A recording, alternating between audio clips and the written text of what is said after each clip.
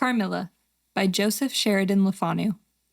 Upon a paper attached to the narrative which follows, Dr. Hecelius has written a rather elaborate note, which he accompanies with a reference to his essay on the strange subject which the MS illuminates. This mysterious subject he treats in that essay with his usual learning and acumen, and with remarkable directness and condensation.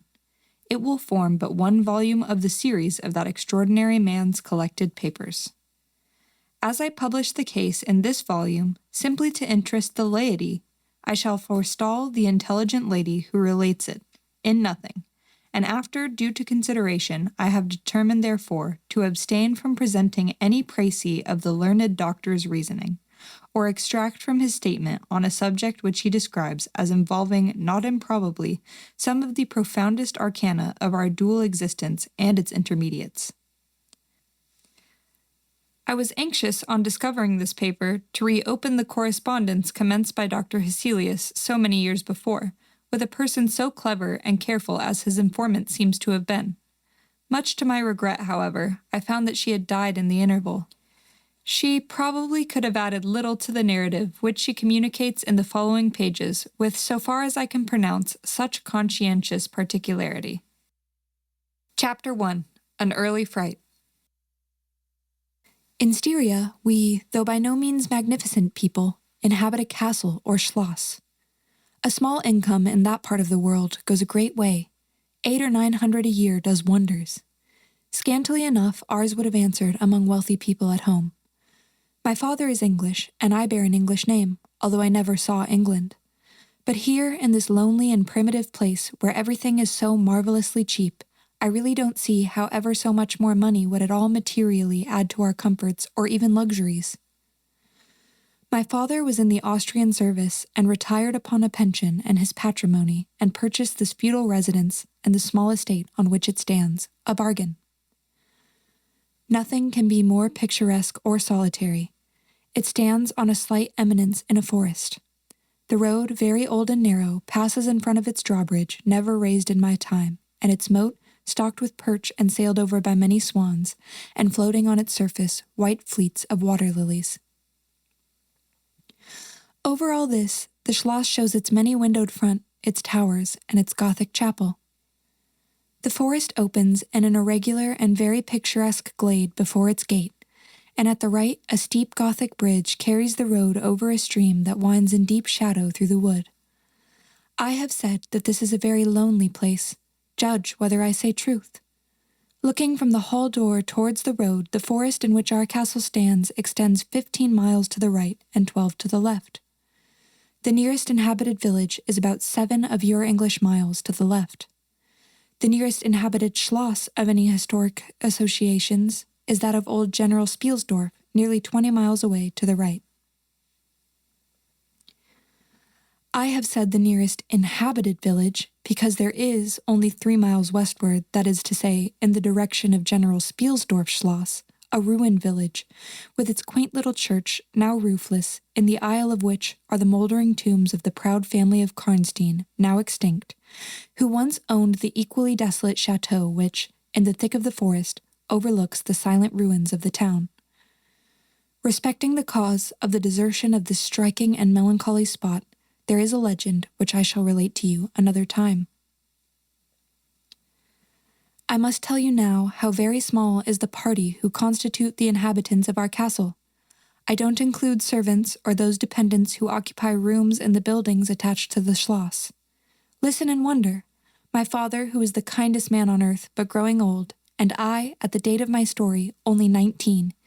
8 years have passed since then. I and my father constituted the family at the schloss. My mother, a Styrian lady, died in my infancy, but I had a good-natured governess who had been with me from, I might almost say, my infancy.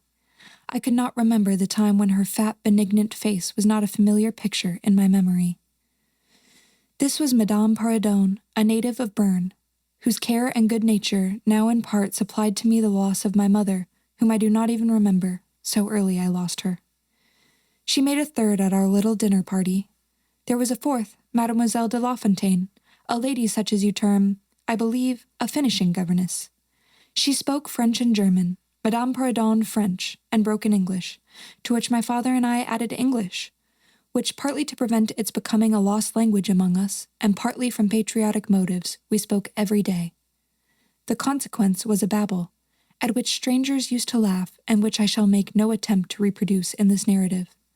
And there were 2 or 3 young lady friends besides, pretty nearly of my own age, who were occasional visitors, for longer or shorter terms, and these visits I sometimes returned.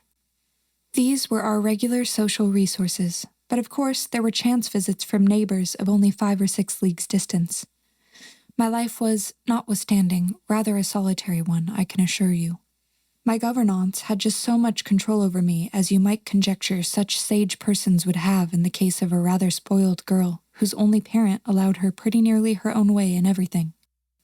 The first occurrence in my existence which produced a terrible impression upon my mind, which, in fact, never has been effaced, was one of the very earliest incidents of my life which I can recollect. Some people will think it so trifling that it should not be recorded here. You will see, however, by and by why I mention it. The nursery, as it was called, though I had it all to myself, was a large room in the upper story of the castle, with a steep oak roof. I can't have been more than 6 years old, when one night I awoke, and looking round the room from my bed, failed to see the nursery maid. Neither was my nurse there, and I thought myself alone. I was not frightened, for I was one of those happy children who are studiously kept in ignorance of ghost stories, of fairy tales, and of all such lore that makes us cover up our heads when the door cracks suddenly, or the flicker of an expiring candle makes the shadow of a bedpost dance upon the wall nearer to our faces. I was vexed and insulted at finding myself, as I conceived, neglected, and I began to whimper, preparatory to a hearty bout of roaring, when to my surprise I saw a solemn but very pretty face looking at me from the side of the bed. It was that of a young lady who was kneeling with her hands under the coverlet. I looked at her with a kind of pleased wonder and ceased whimpering. She caressed me with her hands and lay down beside me on the bed and drew me towards her, smiling. I felt immediately delightfully soothed and fell asleep again. I was wakened by a sensation as if 2 needles ran into my breast very deep at the same moment, and I cried loudly.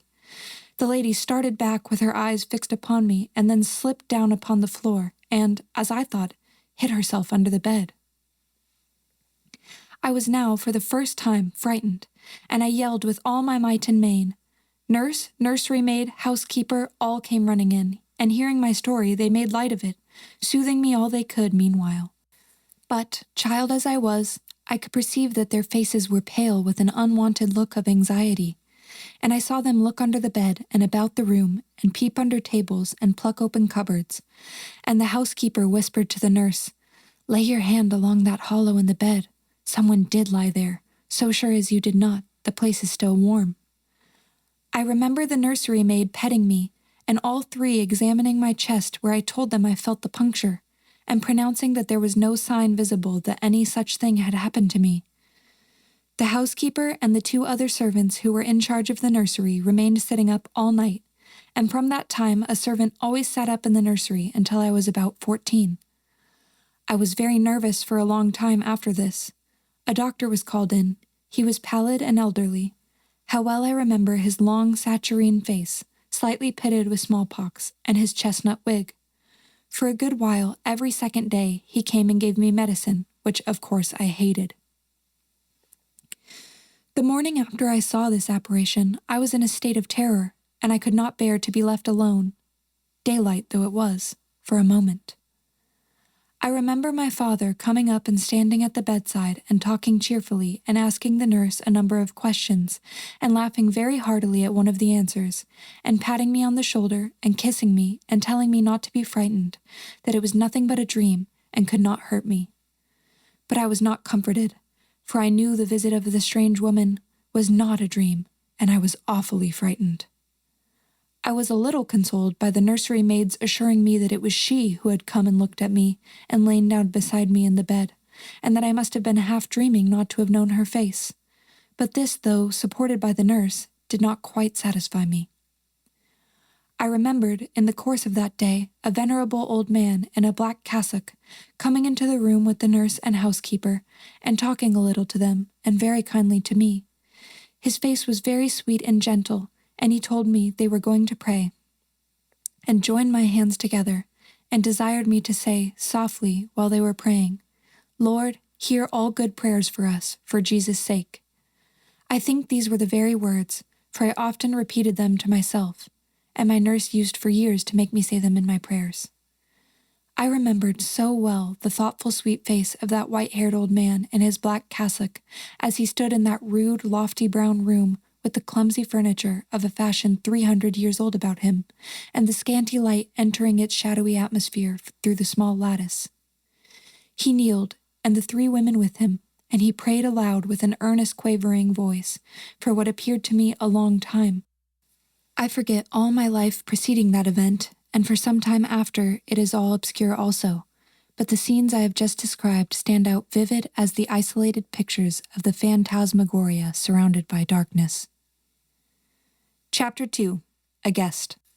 I am now going to tell you something so strange that it will require all your faith in my veracity to believe my story. It is not only true, nevertheless, but truth of which I have been an eyewitness. It was a sweet summer evening, and my father asked me, as he sometimes did, to take a little ramble with him along that beautiful forest vista which I have mentioned as lying in front of the Schloss. "General Spielsdorf cannot come to us so soon as I had hoped," said my father as we pursued our walk. He was to have paid us a visit of some weeks, and we had expected his arrival next day. He was to have brought with him a young lady, his niece and ward, Mademoiselle Rheinfeldt, whom I had never seen, but whom I had heard described as a very charming girl, and in whose society I had promised myself many happy days. I was more disappointed than a young lady living in a town or a bustling neighborhood can possibly imagine. This visit and the new acquaintance it promised had furnished my daydream for many weeks. "And how soon does he come?" I asked. "Not till autumn. Not for 2 months, I dare say," he answered. "And I am very glad now, dear, that you never knew Mademoiselle Rheinfeldt." "And why?" I asked, both mortified and curious. "Because the poor young lady is dead," he replied. "I quite forgot I had not told you, but you were not in the room when I received the General's letter this evening." I was very much shocked. General Spielsdorf had mentioned in his first letter 6 or 7 weeks before that she was not so well as he would wish her, but there was nothing to suggest the remotest suspicion of danger. "Here is the General's letter," he said, handing it to me. "I am afraid he is in great affliction. The letter appears to me to have been written very nearly in distraction." We sat down on a rude bench under a group of magnificent lime trees. The sun was setting with all its melancholy splendor behind the sylvan horizon, and the stream that flows beside our home and passes under the steep old bridge I have mentioned wound through many a group of noble trees almost at our feet, reflecting in its current the fading crimson of the sky. General Spielsdorf's letter was so extraordinary, so vehement, and in some places so self-contradictory that I read it twice over, the second time aloud to my father, and was still unable to account for it, except by supposing that grief had unsettled his mind. It said, "I have lost my darling daughter, for as such I loved her. During the last days of dear Bertha's illness I was not able to write to you.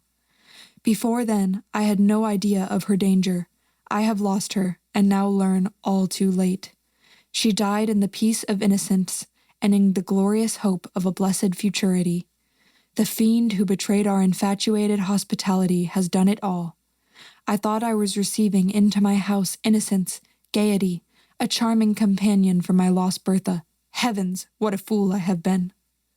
I thank God my child died without a suspicion of the cause of her sufferings.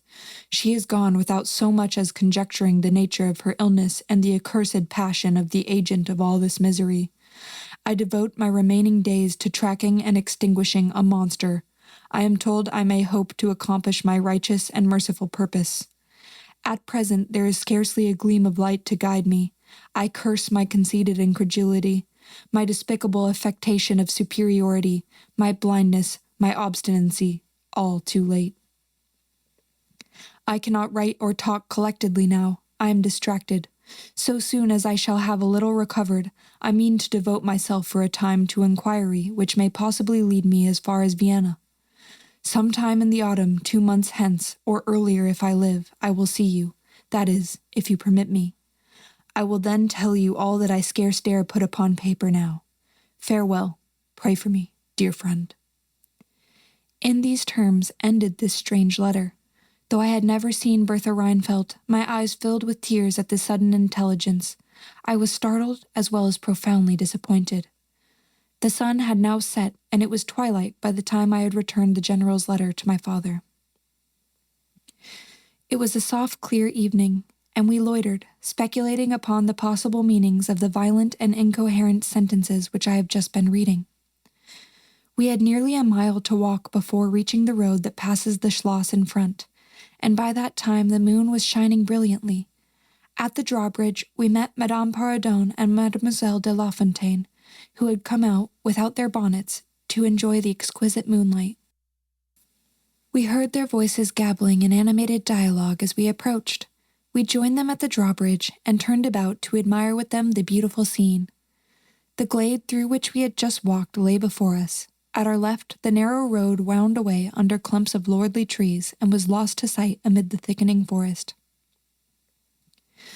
At the right, the same road crosses the steep and picturesque bridge, near which stands a ruined tower which once guarded that pass.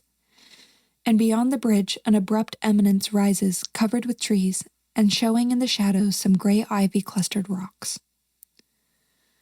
Over the sward and low grounds a thin film of mist was stealing like smoke, marking the distances with a transparent veil, and here and there we could see the river faintly flashing in the moonlight.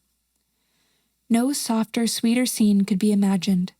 The news I had just heard made it melancholy, but nothing could disturb its character of profound serenity and the enchanted glory and vagueness of the prospect.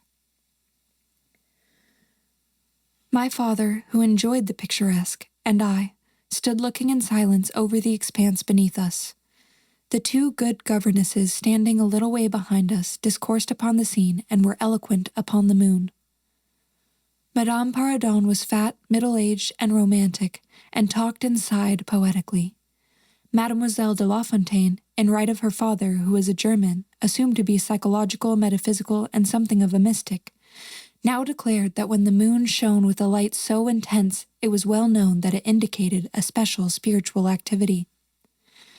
The effect of the full moon in such a state of brilliancy was manifold. It acted on dreams, it acted on lunacy, it acted on nervous people. It had marvelous physical influences connected with life. Mademoiselle related that her cousin, who was mate of a merchant ship, having taken a nap on deck on such a night, lying on his back with his face full in the light of the moon, had wakened after a dream of an old woman clawing him by the cheek with his features horribly drawn to one side, and his countenance had never quite recovered its equilibrium. "The moon, this night," she said, "is full of idyllic and magnetic influence, and see, when you look behind you at the front of the Schloss, how all its windows flash and twinkle with that silvery splendor, as if unseen hands had lighted up the rooms to receive fairy guests. There are indolent styles of the spirits in which, indisposed to talk ourselves, the talk of others is pleasant to our listless ears, and I gazed on, pleased with the tinkle of the ladies' conversation. "I have got into one of my moping moods tonight," said my father after a silence, and quoting Shakespeare, whom, by way of keeping up our English, he used to read aloud, he said, "In truth, I know not why I am so sad. It wearies me. You say it wearies you. But how I got it, came by it, I forgot the rest. But I feel as if some great misfortune were hanging over us. I suppose the poor General's afflicted letter has had something to do with it." At this moment, the unwonted sound of carriage wheels and many hoofs upon the road arrested our attention. They seemed to be approaching from the high ground overlooking the bridge, and very soon the equipage emerged from that point. 2 horsemen first crossed the bridge, then came a carriage drawn by 4 horses, and 2 men rode behind. It seemed to be the traveling carriage of a person of rank, and we were all immediately absorbed in watching that very unusual spectacle. It became, in a few moments, greatly more interesting, for just as the carriage had passed the summit of the steep bridge, one of the leaders, taking fright, communicated his panic to the rest, and after a plunge or two the whole team broke into a wild gallop together, and dashing between the horsemen who rode in front, came thundering along the road toward us with the speed of a hurricane.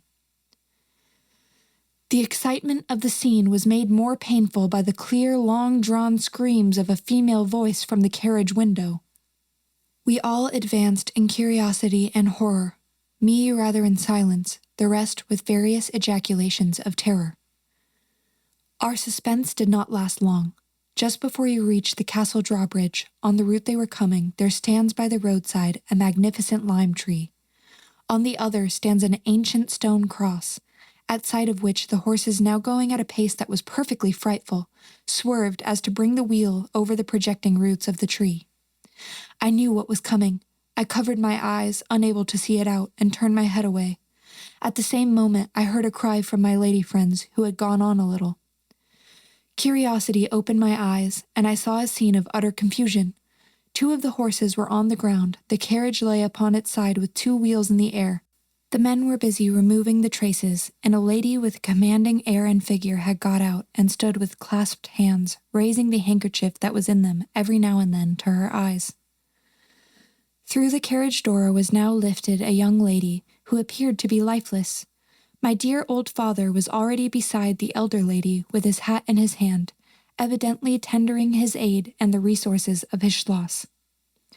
The lady did not appear to hear him, or to have eyes for anything but the slender girl who was being placed against the slope of the bank. I approached. The young lady was apparently stunned, but she was certainly not dead.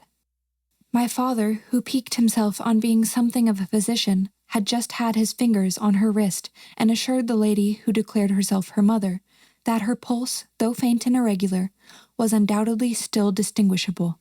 The lady clasped her hands and looked upward, as if in a momentary transport of gratitude, but immediately she broke out again in that theatrical way which is, I believe, natural to some people. She was what is called a fine-looking woman for her time of life, and must have been handsome. She was tall, but not thin, and dressed in black velvet, and looked rather pale, but with a proud and commanding countenance, though now agitated strangely. "Who was ever being so born to calamity?" I heard her say with clasped hands as I came up. "Here am I, on a journey of life and death, in prosecuting which to lose an hour is possibly to lose all. My child will not have recovered sufficiently to resume her route, for who can say how long? I must leave her. I cannot, dare not, delay. How far on, sir, can you tell, is the nearest village? I must leave her there, and shall not see my darling or even hear of her till my return 3 months hence." I plucked my father by the coat and whispered earnestly in his ear, "Oh, papa, pray ask her to let her stay with us. It would be so delightful. Do, pray." "If madam will entrust her child to the care of my daughter, and of her good gouvernante, Madame Pardon, and permit her to remain as our guest under my charge until her return, it will confer a distinction and an obligation upon us, and we shall treat her with all the care and devotion which so sacred a trust deserves." "I cannot do that, sir. It would be to task your kindness and chivalry too cruelly," said the lady distractedly. "It would, on the contrary, be to confer on us a very great kindness at the moment when we most need it. My daughter has just been disappointed by a cruel misfortune in a visit from which she had long anticipated a great deal of happiness. If you confide this young lady to our care, it will be her best consolation. The nearest village on your route is distant and affords no such inn as you could think of placing your daughter at.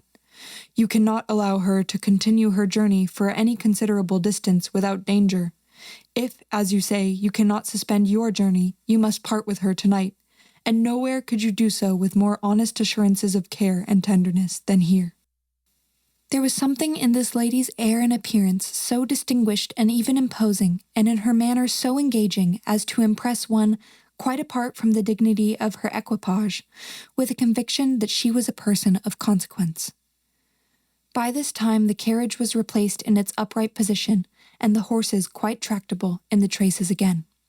The lady threw on her daughter a glance which I fancied was not quite so affectionate as one might have anticipated from the beginning of the scene. Then she beckoned slightly to my father, and withdrew 2 or 3 steps with him out of hearing, and talked to him with a fixed and stern countenance, not at all like that with which she had hitherto spoken. I was filled with wonder that my father did not seem to perceive the change, and also unspeakably curious to learn what it could be that she was speaking, almost in his ear, with so much earnestness and rapidity. 2 or 3 minutes at most, I think she remained thus employed. Then she turned, and a few steps brought her to where her daughter lay, supported by Madame Perrodon. She kneeled beside her for a moment and whispered, as Madame supposed, a little benediction in her ear. Then, hastily kissing her, she stepped into her carriage. The door was closed. The footmen in stately liveries jumped up behind. The outriders spurred on. The postilions cracked their whips. The horses plunged and broke suddenly into a furious canter that threatened soon again to become a gallop, and the carriage whirled away, followed at the same rapid pace by the 2 horsemen in the rear. Chapter 3. We compare notes. We followed the cortege with our eyes until it was swiftly lost to the sight of the misty wood, and the very sound of the hoofs and the wheels died away in the silent night air. Nothing remained to assure us that the adventure had not been an illusion of the moment but the young lady, who just at that moment opened her eyes. I could not see, for her face was turned from me, but she raised her head, evidently looking about her, and I heard a very sweet voice ask complainingly, "Where is Mamma?" Our good Madame Perrodon answered tenderly and added some comfortable assurances. I then heard her ask, "Where am I? What is this place?" And after that she said, "I don't see the carriage, and Matska, where is she?"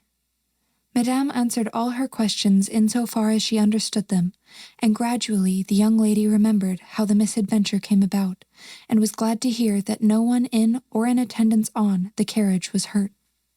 And on learning that her mamma had left her here till her return in about 3 months, she wept.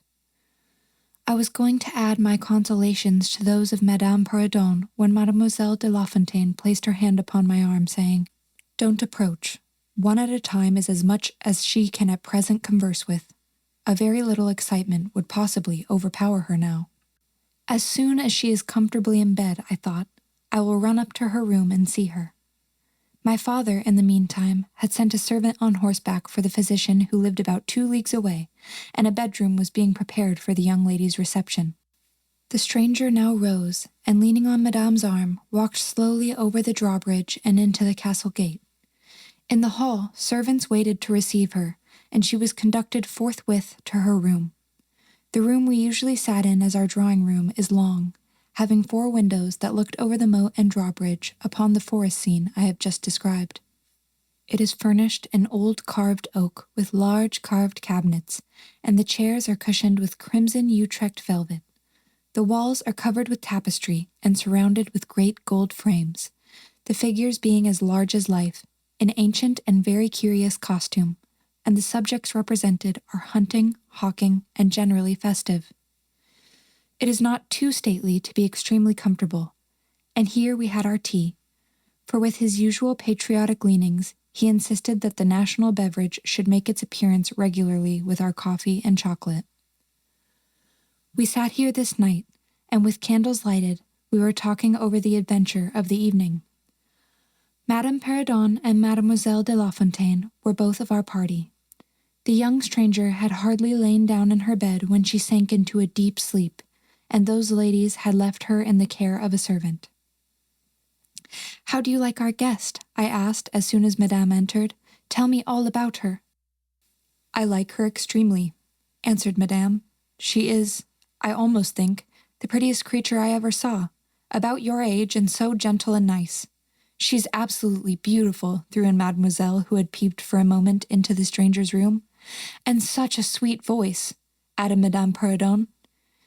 "Did you remark a woman in the carriage after it was set up again who did not get out?" inquired Mademoiselle, but only looked from the window. No, we had not seen her. Then she described a hideous black woman with a sort of colored turban on her head, and who was gazing all the time from the carriage window, nodding and grinning derisively toward the ladies, with gleaming eyes and large white eyeballs and her teeth set as if in fury. "Did you remark what an ill-looking pack of men the servants were?" asked Madame. "Yes," said my father, who had just come in. "Ugly, hangdog-looking fellows as ever I beheld in my life. I hope they mayn't rob the poor lady in the forest." They are clever rogues, however. They got everything to right in a minute. I dare say they are worn out with too long traveling, said Madame. Besides looking wicked, their faces were so strangely lean and dark and sullen. I am very curious, I own, but I dare say the young lady will tell you all about it tomorrow if she's sufficiently recovered. I don't think she will, said my father, with a mysterious smile and a little nod of his head as if he knew more about it than he cared to tell us. This made us all the more inquisitive as to what had passed between him and the lady in the black velvet, in the brief but earnest interview that had immediately preceded her departure. We were scarcely alone when I entreated him to tell me. He did not need much pressing. There is no particular reason why I should not tell you. She expressed a reluctance to trouble us with the care of her daughter, saying she was in delicate health and nervous, but not subject to any kind of seizure. She volunteered that, nor to any illusion, being, in fact, perfectly sane. How very odd to say all that, I interpolated. It was so unnecessary. At all events, it was said, he laughed. And as you wish to know all that passed, which was indeed very little, I tell you. She then said, I am making a long journey of vital importance. She emphasized the word, rapid and secret. I shall return for my child in 3 months. In the meantime, she will be silent as to who we are, whence we come, and whither we are traveling. That is all she said. She spoke very pure French. When she said the word secret, she paused for a few seconds, looking sternly, her eyes fixed on mine. I fancy she makes a great point of that. You saw how quickly she was gone. I hope I have not done a very foolish thing in taking charge of the young lady. For my part, I was delighted. I was longing to see and talk to her, and only waiting till the doctor should give me leave.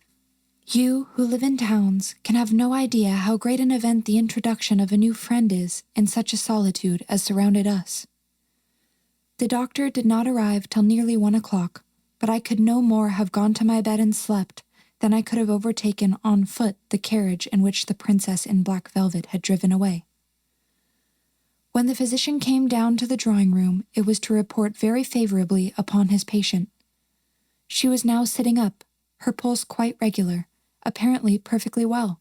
She had sustained no injury, and the little shock to her nerves had passed away quite harmlessly.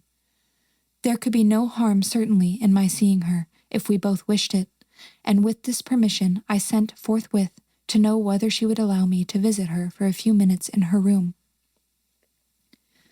The servant returned immediately to say that she desired nothing more. You may be sure I was not long in availing myself of this permission. Our visitor lay in one of the handsomest rooms in the Schloss. It was perhaps a little stately. There was a somber piece of tapestry opposite the foot of the bed, representing Cleopatra with the asps to her bosom, and other solemn classic scenes were displayed, a little faded, upon the other walls. But there was gold carving and rich and varied color enough in the other decorations of the room to more than redeem the gloom of the old tapestry. There were candles at the bedside. She was sitting up, her slender, pretty figure enveloped in the soft silk dressing gown embroidered with flowers and lined with thick quilted silk, which her mother had thrown over her feet as she lay upon the ground. What was it that, as I reached the bedside and had just begun my little greeting, struck me dumb in a moment and made me recoil a step or two from before her? I will tell you. I saw the very face which had visited me in my childhood at night, which remained so fixed in my memory, and on which I had for so many years so often ruminated with horror when no one suspected of what I was thinking. It was pretty, even beautiful, and when I first beheld it, wore the same melancholy expression. But this almost instantly lighted into a strange fixed smile of recognition. There was a silence of fully a minute, and then at length she spoke. I could not. "How wonderful!" she exclaimed. 12 years ago, I saw your face in a dream, and it has haunted me ever since. "Wonderful indeed," I repeated, overcoming with an effort the horror that had for a time suspended my utterances. 12 years ago, in vision of reality, I certainly saw you. I could not forget your face. It has remained before my eyes ever since. Her smile had softened. Whatever I had fancied strange in it was gone, and it and her dimpling cheeks were now delightfully pretty and intelligent. I felt reassured and continued more in the vein which hospitality indicated to bid her welcome and to tell her how much pleasure her accidental arrival had given us all, and especially what a happiness it was to me. I took her hand as I spoke. I was a little shy, as lonely people are, but the situation made me eloquent and even bold. She pressed my hand and laid hers upon it, and her eyes glowed, as looking hastily into mine, she smiled again and blushed. She answered my welcome very prettily. I sat down beside her, still wondering, and she said, "I must tell you my vision about you. It is so very strange that you and I should have had, each of the other, so vivid a dream that each should have seen, I you and you me, looking as we do now, when of course we both were mere children. I was a child, about 6 years old, and I awoke from a confused and troubled dream and found myself in a room unlike my nursery, wainscoted clumsily in some dark wood, and with cupboards and bedsteads and chairs and benches placed about it.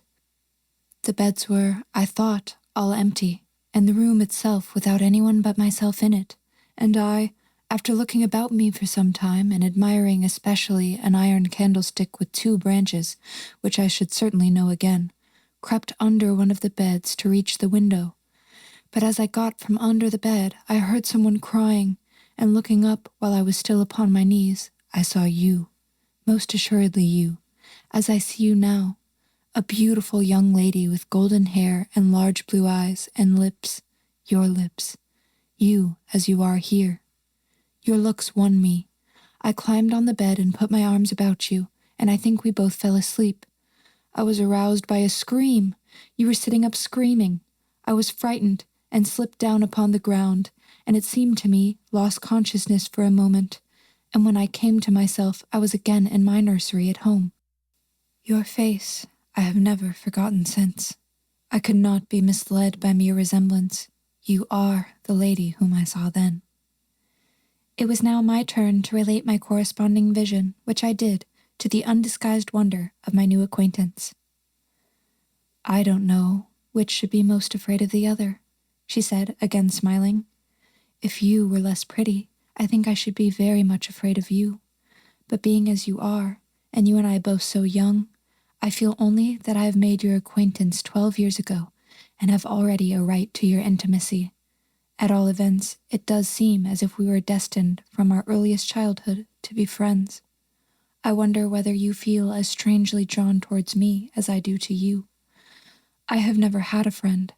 Shall I find one now? She sighed, and her fine dark eyes gazed passionately on me. Now, the truth is, I felt rather unaccountably towards the beautiful stranger.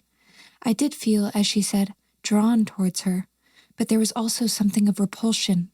In this ambiguous feeling, however, the sense of attraction immensely prevailed. She interested and won me. She was so beautiful and so indescribably engaging. I perceived now something of languor and exhaustion stealing over her, and hastened to bid her good night. The doctor thinks, I added, that you ought to have a maid to sit up with you tonight. One of ours is waiting, and you will find her a very useful and quiet creature. How kind of you, but I could not sleep. I never could, with an attendant in the room. I shan't require any assistance, and, shall I confess my weakness, I am haunted with a terror of robbers. Our house was robbed once, and 2 servants murdered, so I always lock my door. It has become a habit, and you look so kind, I know you will forgive me. I see there is a key in the lock. She held me close in her pretty arms for a moment and whispered in my ear, "Good night, darling. It is very hard to part with you, but good night. Tomorrow, but not early, I shall see you again." She sank back onto the pillow with a sigh, and her fine eyes followed me with a fond and melancholy gaze, and she murmured again, "Good night, dear friend." Young people like, and even love, on impulse. I was flattered by the evident, though as yet undeserved, fondness she showed me. I liked the confidence with which she at once received me. She was determined that we would be very near friends. Next day came, and we met again. I was delighted with my companion, that is to say, in many respects.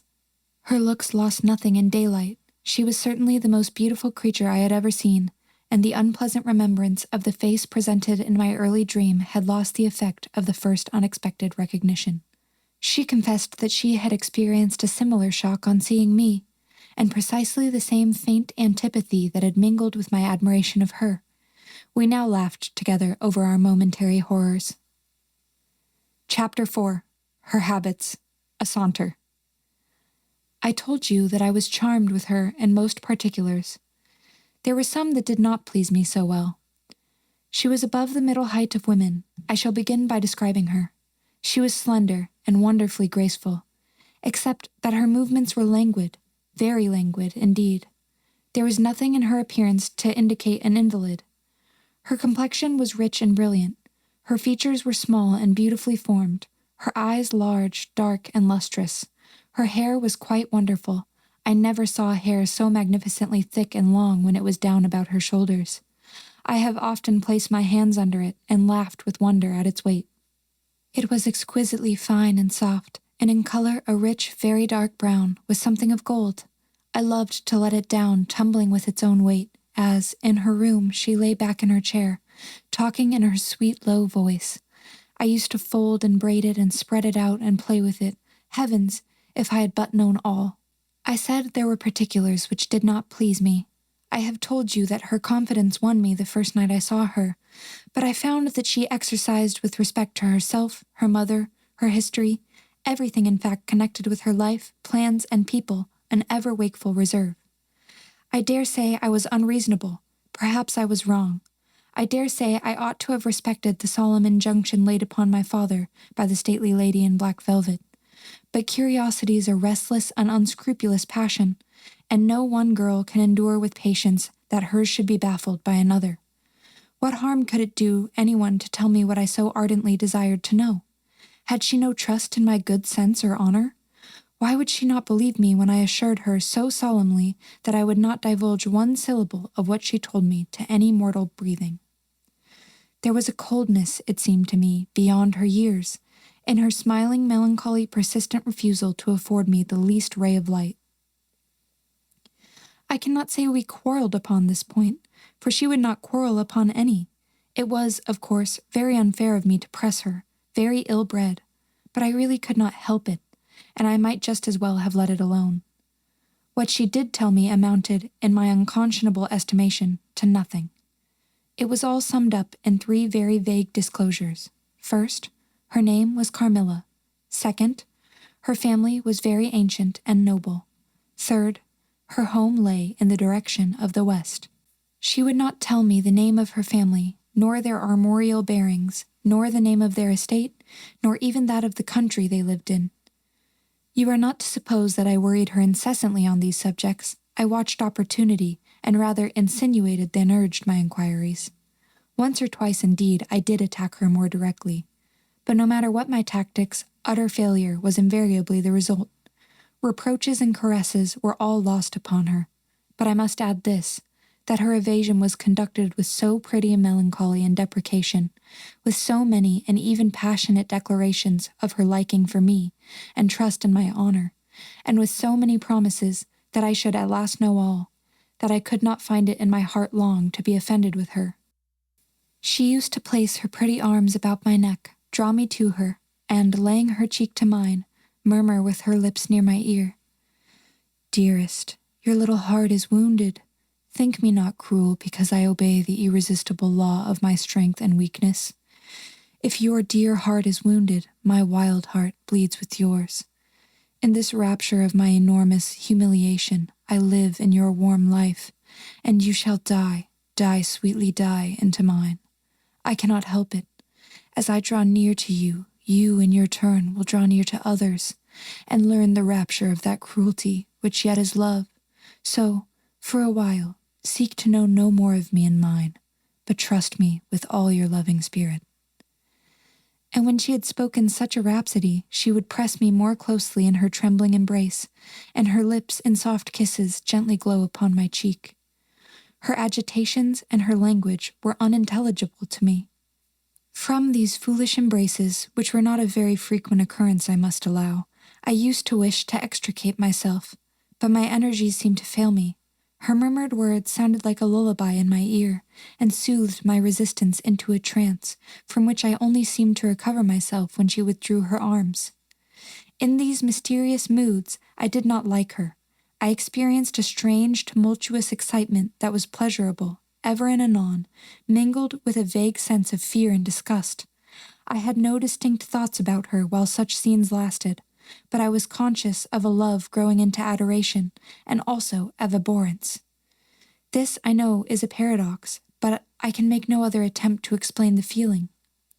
I now write, after an interval of more than 10 years, with a trembling hand, with a confused and horrible recollection of certain occurrences and situations in the ordeal through which I was unconsciously passing, though with a vivid and very sharp remembrance of the main current of my story.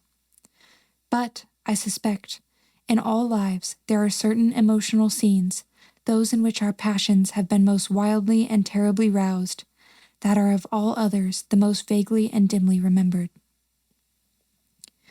Sometimes, after an hour of apathy, my strange and beautiful companion would take my hand and hold it with a fond pressure, renewed again and again, blushing softly, gazing in my face with languid and burning eyes, and breathing so fast that her dress rose and fell with the tumultuous respiration. It was like the ardor of a lover. It embarrassed me. It was hateful and yet overpowering, and with gloating eyes she drew me to her, and her hot lips traveled along my cheek in kisses, and she would whisper almost in sobs, "You are mine. You shall be mine. You and I are one forever." Then she had thrown herself back in her chair, with her small hands over her eyes, leaving me trembling. "Are we related?" I used to ask. "What can you mean by all this? I remind you perhaps of someone whom you love, but you must not. I hate it. I don't know you. I don't know myself when you look so and talk so." She used to sigh at my vehemence, then turn away and drop my hand. Respecting these very extraordinary manifestations, I strove in vain to form any satisfactory theory. I could not refer them to affectation or trick. It was unmistakably the momentary breaking out of suppressed instinct and emotion. Was she, notwithstanding her mother's volunteered denial, subject to brief visitations of insanity? Or was there here a disguise and a romance? I had read in old storybooks of such things. What if a boyish lover had found his way into the house and sought to prosecute his suit in masquerade with the assistance of a clever old adventuress? But there were many things against this hypothesis, highly interesting as it was to my vanity. I could boast of no little attentions such as masculine gallantry delights to offer. Between these passionate moments, there were long intervals of commonplace, of gaiety, of brooding melancholy, during which, except that I detected her eyes so full of melancholy fire following me, at times I might have been as nothing to her. Except in these brief periods of mysterious excitement, her ways were girlish, and there was always a languor about her, quite incompatible with the masculine system in a state of health. In some respects, her habits were odd, perhaps not so singular in the opinion of a town lady like you as they appeared to us rustic people. She used to come down very late, generally not till 1 o'clock. She would then take a cup of chocolate, but eat nothing. We then went out for a walk, which was a mere saunter, and she seemed almost immediately exhausted, and either returned to the Schloss or sat on one of the benches that were placed here and there among the trees. This was a bodily languor in which her mind did not sympathize. She was always an animated talker and very intelligent. She sometimes alluded for a moment to her own home, or mentioned an adventure or situation, or an early recollection which indicated a people of strange manners and described customs of which we knew nothing. I gathered from these chance hints that her native country was much more remote than I had at first fancied. As we sat thus one afternoon under the trees, a funeral passed us by. It was that of a pretty young girl whom I had often seen, the daughter of one of the rangers of the forest. The poor man was walking behind the coffin of his darling. She was his only child, and he looked quite heartbroken. Peasants walking 2 and 2 came behind, and they were singing a funeral hymn. I rose to mark my respect as they passed, and joined them in the hymn they were very sweetly singing. My companion shook me a little roughly, and I turned surprised. She said brusquely, "Don't you perceive how discordant that is?" "I think it very sweet, on the contrary," I answered, vexed at the interruption and very uncomfortable lest the people who composed the little procession should observe and resent what was passing. I resumed, therefore, instantly, and was again interrupted. "You pierce my ears," said Carmilla, almost angrily, and stopping her ears with her tiny fingers. "Besides, how can you tell that your religion and mine are the same? Your forms wound me, and I hate funerals. What a fuss! Why, you must die, everyone must die, and all are happier when they do. Come home." "My father has gone on with the clergyman to the churchyard. I thought you knew she was to be buried today." "She? I don't trouble my head about peasants. I don't know who she is," answered Carmilla with a flash from her fine eyes. "She is the poor girl who fancied she saw a ghost a fortnight ago and has been dying ever since, till yesterday when she expired." "Tell me nothing about ghosts. I shan't sleep tonight if you do." "I hope there is no plague or fever coming. All this looks very like it," I continued. "The swineherd's young wife died only a week ago, and she thought something seized her by the throat as she lay in her bed, and nearly strangled her. Papa says such horrible fancies do accompany some forms of fever. She was quite well the day before. She sank afterwards and died before a week." "Well, her funeral is over, I hope, and her hymn sung, and our ears shan't be tortured with that discord and jargon. It has made me nervous. Sit down here beside me, sit close, hold my hand, press it hard, hard, harder." We had moved a little back and had come to another seat. She sat down. Her face underwent a change that alarmed and even terrified me for a moment. It darkened and became horribly livid. Her teeth and hands were clenched, and she frowned and compressed her lips while she stared down upon the ground at her feet, and trembled all over with a continued shudder as irrepressible as ague. All her energies seemed strained to suppress a fit, with which she was then breathlessly tugging, and at length a low convulsive cry of suffering broke from her, and gradually the hysteria subsided. "There, that comes of strangling people with hymns," she said at last. Hold me still, it is passing away." And so, gradually it did, and perhaps to dissipate the somber impression which the spectacle had left upon me, she became unusually animated and chatty, and so we got home. This was the first time I had seen her exhibit any definable symptoms of that delicacy of health which her mother had spoken of. It was the first time also I had seen her exhibit anything like temper. Both passed away like a summer cloud, and never but once afterwards did I witness on her part a momentary sign of anger. I will tell you how it happened. She and I were looking out of one of the long drawing-room windows when there entered the courtyard over the drawbridge a figure of a wanderer whom I knew very well. He used to visit the Schloss generally twice a year. It was the figure of a hunchback with the sharp, lean features that generally accompany deformity. He wore a pointed black beard, and he was smiling from ear to ear, showing his white fangs. He was dressed in buff, black, and scarlet, and crossed with more straps and belts than I could count, from which hung all manner of things.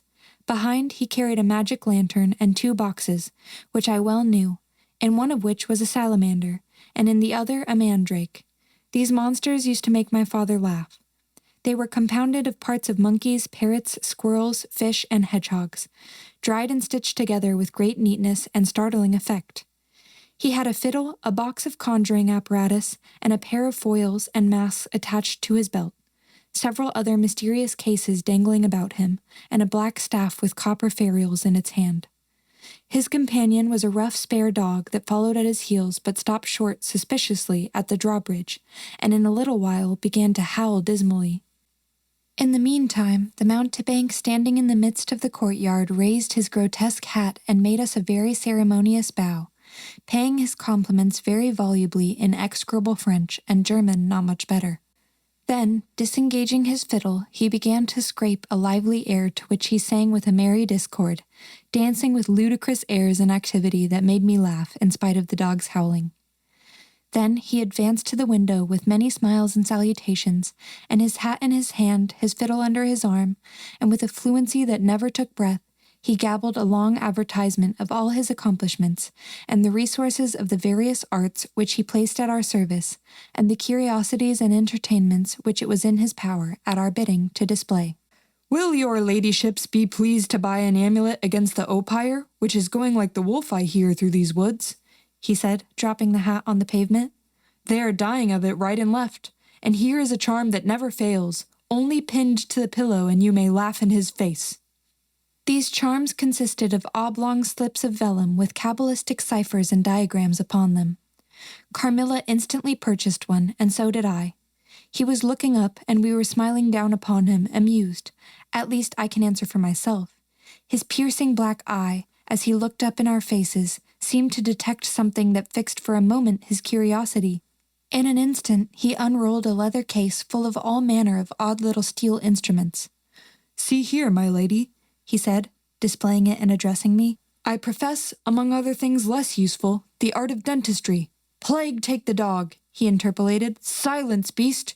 He howls so that your ladyships can scarcely hear a word. Your noble friend, the young lady at your right, has the sharpest tooth, long, thin, pointed, like an awl, like a needle, ha-ha! With my sharp and long sight, as I look up, I have seen it distinctly. Now, if it happens to hurt the young lady, and I think it must, here am I. Here are my file, my punch, my nippers. I will make it round and blunt, if her ladyship pleases. No longer the tooth of a fish, but of a beautiful young lady as she is. Hey, is the young lady displeased? Have I been too bold? Have I offended her?" The young lady indeed looked very angry as she drew back from the window. "How dares that mountebank insult us so? Where is your father? I shall demand redress from him. My father would have had the wretch tied up to the pump and flogged with a cart whip and burnt to the bones with the cattle brand." She retired from the window a step or two and sat down, and had hardly lost sight of the offender when her wrath subsided as suddenly as it had risen, and she gradually recovered her usual tone and seemed to forget the little hunchback and his follies. My father was out of spirits that evening.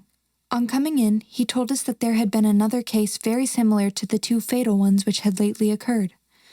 The sister of a young peasant on his estate, only a mile away, was very ill, had been, as she described it, attacked very nearly in the same way, and was now slowly but steadily sinking.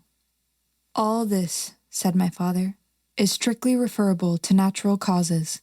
These poor people infect one another with their superstitions, and so repeat in imagination the images of terror that have infested their neighbors." "But that very circumstance frightens one horribly," said Carmilla. "How so?" inquired my father. "I am so afraid of fancying I see such things. I think it would be as bad as reality." "We are in God's hands. Nothing can happen without his permission, and all will end well for those who love him. He is our faithful Creator. He has made us all and will take care of us." "Creator, nature," said the young lady in answer to my gentle father. "And this disease that invades the country is natural, nature. All things proceed from nature, don't they? All things in the heavens, in the earth, and under the earth, act and live as nature ordains. I think so." "The doctor said he would come here today," said my father after a silence. "I want to know what he thinks about it, and what he thinks we had better do." "Doctors never did me any good," said Carmilla. "Then you have been ill?" I asked. "More ill than ever you were," she answered. "Long ago?" "Yes, a long time. I suffered from this very illness, but I forget all but my pain and weakness, and they were not so bad as are suffered in other diseases." "You were very young then?" "I dare say. Let us talk no more of it. You would not wound a friend." She looked languidly in my eyes and passed her arm round my waist lovingly and led me out of the room. My father was busy over some papers near the window. "Why does your papa like to frighten us?" said the pretty girl with a sigh and a little shudder. "He doesn't, dear Carmilla. It is the very furthest thing from his mind." "Are you afraid, dearest?" "I should be very much if I fancied there was any real danger of my being attacked as those poor people were." "You are afraid to die?" "Yes, everyone is." "But to die as lovers may, to die together, so that they may live together. Girls are caterpillars while they live in the world, to be finally butterflies when the summer comes, but in the meantime there are grubs and larvae, don't you see? each with their peculiar propensities, necessities, and structure. So says Monsieur Buffon in his big book in the next room. Later in the day, the doctor came and was closeted with Papa for some time. He was a skillful man, of 60 and upwards. He wore powder and shaved his pale face as smooth as a pumpkin. He and Papa emerged from the room together, and I heard Papa laugh and say as they came out, "Well, I do wonder at a wise man like you. What do you say to hippogriffs and dragons?" The doctor was smiling and made answer, shaking his head. "Nevertheless, life and death are mysterious states, and we know little of the resources of either." And so they walked on, and I heard no more. I did not then know what the doctor had been broaching, but I think I guess it now. Chapter 5. A Wonderful Likeness.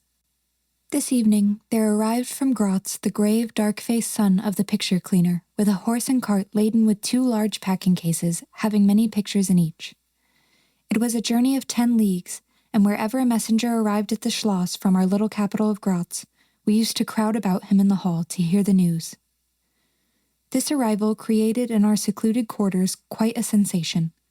The cases remained in the hall, and the messenger was taken charge of by the servants till he had eaten his supper. Then, with assistants and armed with hammer, ripping chisel, and turnscrew, he met us in the hall, where we had assembled to witness the unpacking of the cases. Carmilla sat looking listlessly on, while one after the other the old pictures, nearly all portraits, which had undergone the process of renovation, were brought to light. My mother was of an old Hungarian family, and most of these pictures, which were about to be restored to their places, had come to us through her. My father had a list in his hand, from which he read as the artist rummaged out the corresponding numbers. I don't know that the pictures were very good, but they were undoubtedly very old, and some of them very curious also. They had, for the most part, the merit of being now seen by me, I may say, for the first time, for the smoke and dust of time had all but obliterated them. "There is a picture that I have not seen yet," said my father. "In one corner, at the top of it, is the name, as well I could read, Marcia Karnstein, and the date 1698, and I am curious to see how it has turned out." I remembered it. It was a small picture, about 1.5 feet high, and nearly square, without a frame, but it was so blackened by age that I could not make it out. The artist now produced it with evident pride. It was quite beautiful. It was startling. It seemed to live. It was the effigy of Carmilla. "Carmilla, dear, here is an absolute miracle. Here you are, living, smiling, ready to speak in this picture. Isn't it beautiful, Papa? And see, even the little mole on her throat." My father laughed and said, "Certainly, it is a wonderful likeness." But he looked away, and to my surprise, seemed but little struck by it, and went on talking to the picture cleaner, who was also something of an artist, and discoursed with intelligence about the portraits or other works, which his art had just brought into light and color, while I was more and more lost in wonder, the more I looked at the picture. "Will you let me hang this picture in my room, Papa?" I asked. "Certainly, dear," said he, smiling. "I'm very glad you think it so like. It must be prettier even than I thought, if it is." The young lady did not acknowledge this pretty speech, did not seem to hear it. She was leaning back in her seat, her fine eyes under their long lashes gazing on me in contemplation, and she smiled in a kind of rapture. "And now you can read quite plainly the name that is written in the corner. It is not Marcia. It looks as if it was done in gold. The name is Mircalla, Countess Karnstein, and this is a little coronet over and underneath, A.D. 1698. I am descended from the Karnsteins, that is, Mamma was." "Ah," said the lady languidly, "so am I think. A very long descent, very ancient. Are there any Karnsteins living now?" "None who bear the name, I believe. The family were ruined, I believe, in some civil wars long ago. But the ruins of the castle are only about 3 miles away." "How interesting," she said, languidly. "But see, what beautiful moonlight." She glanced through the hall door, which stood a little open. "Suppose you take a little ramble round the court and look down at the road and river." "It is so like the night you came to us," I said. She sighed, smiling. She rose, and each with her arm about the other's waist, we walked out upon the pavement. In silence, slowly, we walked down to the drawbridge, where the beautiful landscape opened before us. "And so, you were thinking of the night I came here?" she almost whispered. Are you glad I came?" "Delighted, dear Carmilla," I answered. "And you asked for the picture you think like me to hang in your room?" she murmured with a sigh as she drew her arm closer about my waist and let her pretty head sink upon my shoulder. "How romantic you are, Carmilla," I said. "Whenever you tell me your story, it will be made up chiefly of some one great romance." She kissed me silently. "I am sure, Carmilla, you have been in love, that there is, at this moment, an affair of the heart going on." "I have been in love with no one, and never shall," she whispered, "unless it should be with you." How beautiful she looked in the moonlight. Shy and strange was the look with which she quickly hid her face in my neck and hair, with tumultuous sighs that seemed almost to sob, and pressed in mine a hand that trembled. Her soft cheek was glowing against mine. "Darling, darling," she murmured, "I live in you, and you would die for me. I love you so." I started from her. She was gazing on me with eyes from which all fire, all meaning had flown, and a face colorless and apathetic. "Is there a chill in the air, dear?" she said drowsily. "I almost shiver. Have I been dreaming? Let us come in. Come in." "You look ill, Carmilla, a little faint. You certainly must take some wine," I said. "Yes, I will. I'm better now. I shall be quite well in a few minutes. Yes, do give me a little wine," answered Carmilla as we approached the door. "Let us look again for a moment. It is the last time, perhaps, I shall see the moonlight with you." "How do you feel now, dear Carmilla? Are you really better?" I asked. I was beginning to take alarm, lest she should have been stricken with the strange epidemic that they said had invaded the country about us. "Papa would be grieved beyond measure," I added, "if he thought you were ever so little ill without immediately letting us know. We have a very skillful doctor near us, the physician who was with Papa today." "I'm sure he is.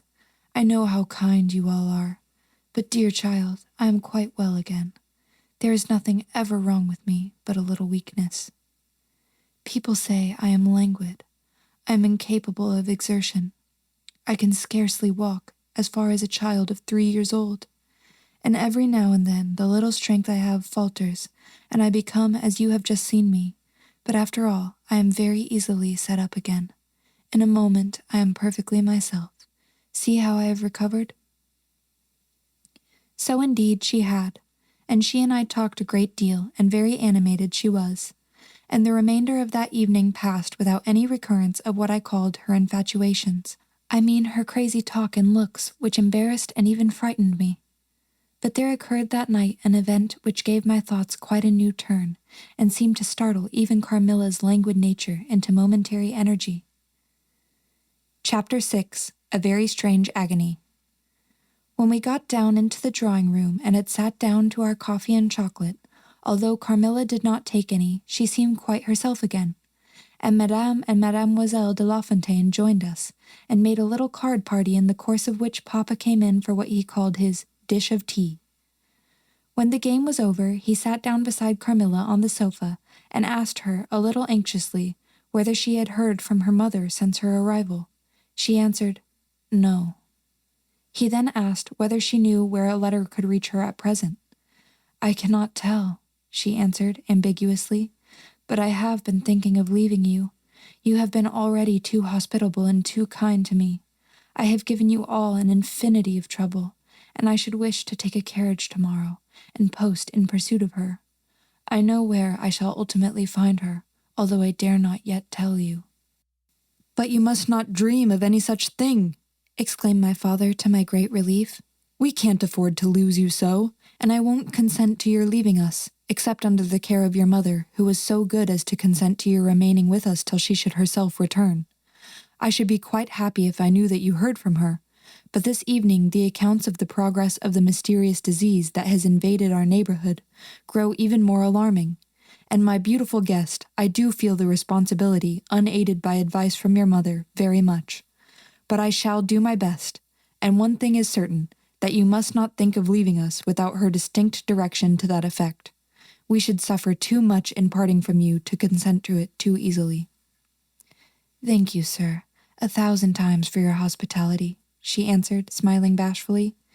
"You have all been too kind to me. I have seldom been so happy in all my life before as in your beautiful chateau, under your care, and in the society of your dear daughter." So he gallantly, in his old-fashioned way, kissed her hand, smiling and pleased at her little speech. I accompanied Carmilla as usual to her room, and sat and chatted with her while she was preparing for bed. "Do you think," I said at length, "that you will ever confide fully in me?" She turned round smiling, but made no answer, only continued to smile on me. "You won't answer that?" I said. "You can't answer pleasantly? I ought not to have asked you." "You were quite right to ask me that, or anything. You do not know how dear you are to me, or you could not think any confidence too great to look for. But I am under vows, no none half so awfully, and I dare not tell my story yet, even to you. The time is very near when you shall know everything. You will think me cruel, very selfish, but love is always selfish. The more ardent, the more selfish. How jealous I am you cannot know. You must come with me, loving me to death, or else hate me and still come with me, and hating me through death and after. There is no such word as indifference in my apathetic nature." "Now, Carmilla, you are going to talk your wild nonsense again," I said hastily. "Not I, silly little fool as I am, and full of whims and fancies. For your sake, I'll talk like a sage. Were you ever at a ball?" "No. How you do run on. What is it like? How charming it must be." "I almost forget. It is years ago." I laughed. "You are not so old. Your first ball can hardly be forgotten yet." "I remember everything about it, with an effort. I see it all, as divers see what is going on above them, through a medium, dense, rippling, but transparent. There occurred that night what has confused the picture, and made its colors faint. I was all but assassinated in my bed, wounded here." She touched her breast. "And never was the same since." "Were you near dying?" "Yes, very. A cruel love, strange love. That would have taken my life. Love will have its sacrifices. No sacrifice without blood. Let us go to sleep now. I feel so lazy. How can I get up just now and lock my door?" She was lying with her tiny hands buried in her rich, wavy hair under her cheek, her little head upon the pillow, and her glittering eyes followed me wherever I moved, with a kind of shy smile that I could not decipher. I bid her good night and crept from the room with an uncomfortable sensation. I often wondered whether our pretty guest ever said her prayers. I certainly had never seen her upon her knees. In the morning she never came down until long after our family prayers were over, and at night she never left the drawing-room to attend our brief evening prayers in the hall. If it had not been that it had casually come out in one of our careless talks that she had been baptized, I should have doubted her being a Christian. Religion was a subject on which I had never heard her speak a word. If I had known the world better, this particular neglect or antipathy would not have so much surprised me. The precautions of nervous people are infectious, and persons of a like temperament are pretty sure after a time to imitate them. I had adopted Carmilla's habit of locking her bedroom door, having taken into my head all her whimsical alarms about midnight invaders and prowling assassins. I had also adopted her precaution of making a brief search through her room to satisfy herself that no lurking assassin or robber was ensconced. These wise measures taken, I got into my bed and fell asleep. A light was burning in my room. This was an old habit of very early date, and which nothing could have tempted me to dispense with. Thus fortified, I might take my rest in peace. But dreams come through stone walls, light up dark rooms or darken light ones, and their persons make their exits and their entrances as they please and laugh at locksmiths. I had a dream that night that was the beginning of a very strange agony. I cannot call it a nightmare, for I was quite conscious of being asleep, but I was equally conscious of being in my room and lying in bed, precisely as I actually was. I saw, or fancied I saw, the room and its furniture just as I had seen it last, except that it was very dark, and I saw something moving round the foot of the bed, which at first I could not accurately distinguish, but I soon saw that it was a sooty black animal that resembled a monstrous cat. It appeared to me about 4 or 5 feet long, for it measured fully the length of the hearthrug as it passed over it, and it continued toing and froing with the lithe, sinister restlessness of a beast in a cage. I could not cry out, although, as you may suppose, I was terrified. Its pace was growing faster, and the room rapidly darker and darker, and at length so dark that I could no longer see anything but its eyes. I felt it spring lightly on the bed. The 2 broad eyes approached my face, and suddenly I felt a stinging pain, as if 2 large needles darted an inch or 2 apart, deep into my breast. I waked with a scream. The room was lighted by the candle, and burnt there all through the night, and I saw a female figure standing at the foot of the bed, a little at the right side. It was in a dark, loose dress, and its hair was down and covered its shoulders. A block of stone could not have been more still. There was not the slightest stir of respiration. As I stared at it, the figure appeared to have changed its place, and was now nearer the door. Then, close to it, the door opened, and it passed out. I was now relieved and able to breathe and move. My first thought was that Carmilla had been playing me a trick, and that I had forgotten to secure my door. I hastened to it and found it locked as usual on the inside. I was afraid to open it. I was horrified. I sprang into my bed and covered my head up in the bedclothes, and lay there, more dead than alive, till morning. Chapter 7. Descending. It would be vain my attempting to tell you the horror with which even now I recall the occurrence of that night. It was no such transitory terror as a dream leaves behind it. It seemed to deepen itself by time and communicated itself to the room and the very furniture that had encompassed the apparition. I could not bear next day to be alone for a moment. I should have told Papa, but for 2 opposite reasons.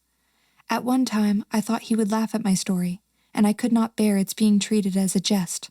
And at another, I thought he might fancy that I had been attacked by the mysterious complaint which had invaded our neighborhood. I had myself no misgiving of the kind, and as he had been rather an invalid for some time, I was afraid of alarming him. I was comfortable enough with my good-natured companions, Madame Perrodon and the vivacious Mademoiselle La Fontaine.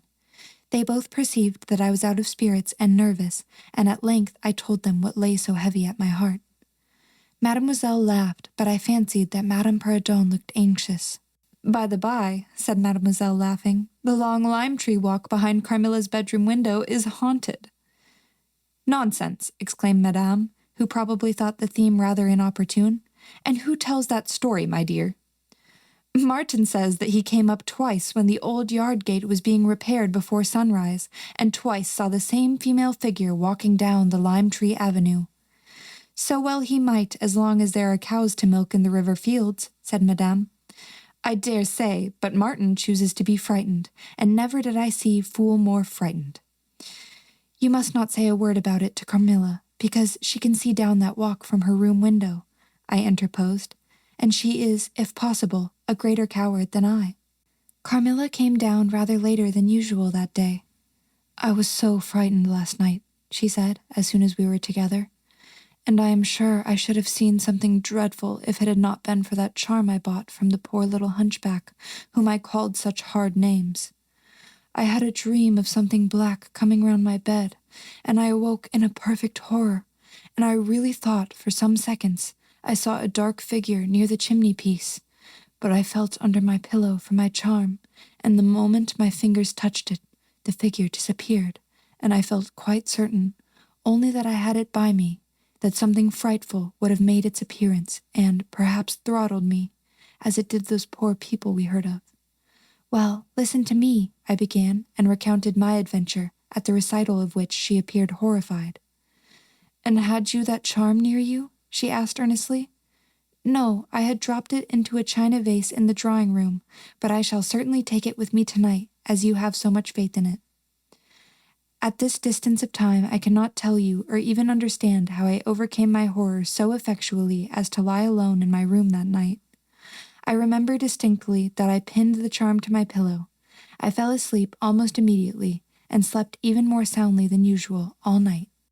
Next night I passed as well. My sleep was delightfully deep and dreamless. but I wakened with a sense of lassitude and melancholy which, however, did not exceed a degree that was almost luxurious. "Well, I told you so," said Carmilla when I described my quiet sleep. "I had such delightful sleep myself last night. I pinned the charm to the breast of my nightdress. It was too far away the night before.